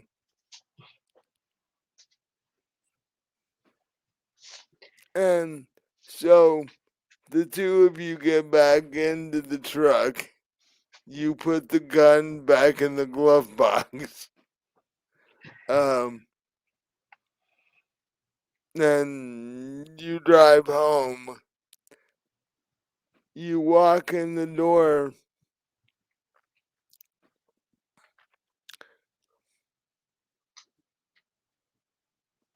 and your phone, the text notification for your phone goes off the second you walk in the door. Well, it has to be Marcy's phone. Yeah. I keep forgetting well, the cops didn't take your phone because the cops are all dead now. Well, no, that was a different cop that Oh, came okay. earlier to my Uh, place after yeah. we found the bug in Okay. my phone. Yeah, forgot about that. So, yeah, Marcy's text goes off. Actually, no, your phone goes off. It's laying on the table next to where you put your keys.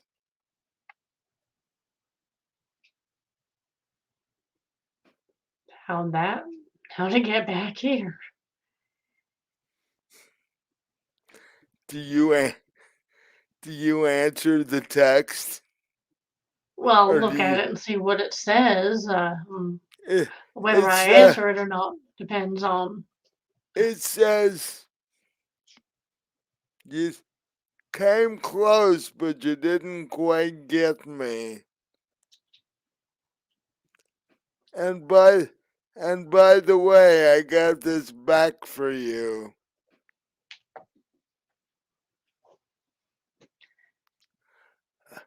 Uh, and then skips a couple lines and says, "Oh, I forgot. It's not bugged this time. It's just your phone." Well, I'll hand it to Marcy and have her take the back off and make sure that's true, first of all. Give me, uh, let's see. Uh, give me a intelligence and computer roll. Okay.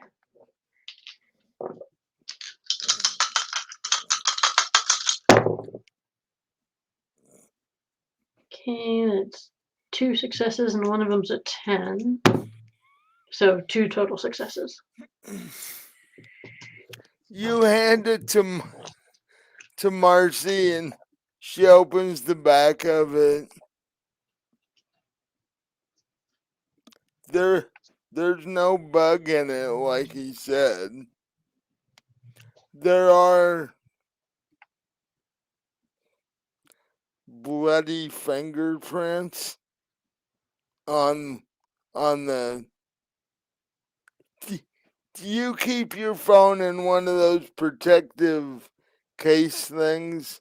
Well, yeah. There's bloody fingerprints all over that,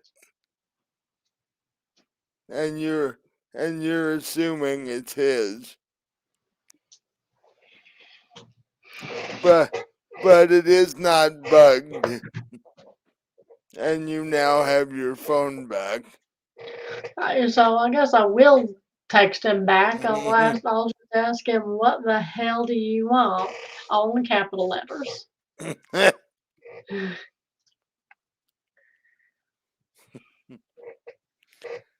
And the response you get is capital LOL, comma, it's not time for you to know yet, period. And that's where we're gonna end game, because you don't know what he's quite up to yet.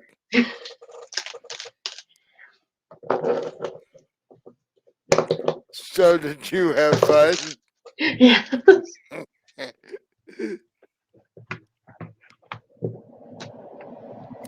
um, for those of you who are gonna watch this later on YouTube, I will have it up within 48 hours in the podcast too. Uh, we added a new country to our podcast. Oh, yeah? There's people in Brazil now listening to our podcast. Oh, cool. So, yeah. So our podcast is doing really well. So apparently people in other countries like the silliness that we come up with.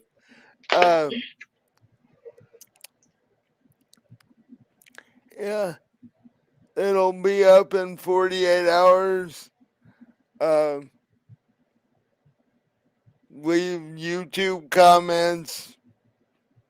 There's even a way you can leave comments on Spotify for the podcast too.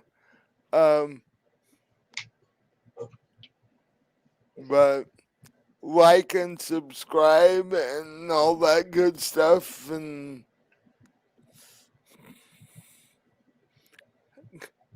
jump on our Discord, because if Melody can figure out how we're gonna have character art for our D&D games gonna be on there, because Robin found an AI program and made character art for all of our D&D characters. So check those out because they're really cool.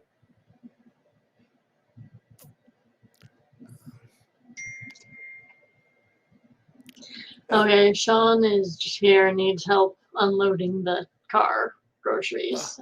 Okay. Well, buy all of Robin's books for Christmas. The links are in the description, and I'll hit. We will see you next time for D&D. Next time.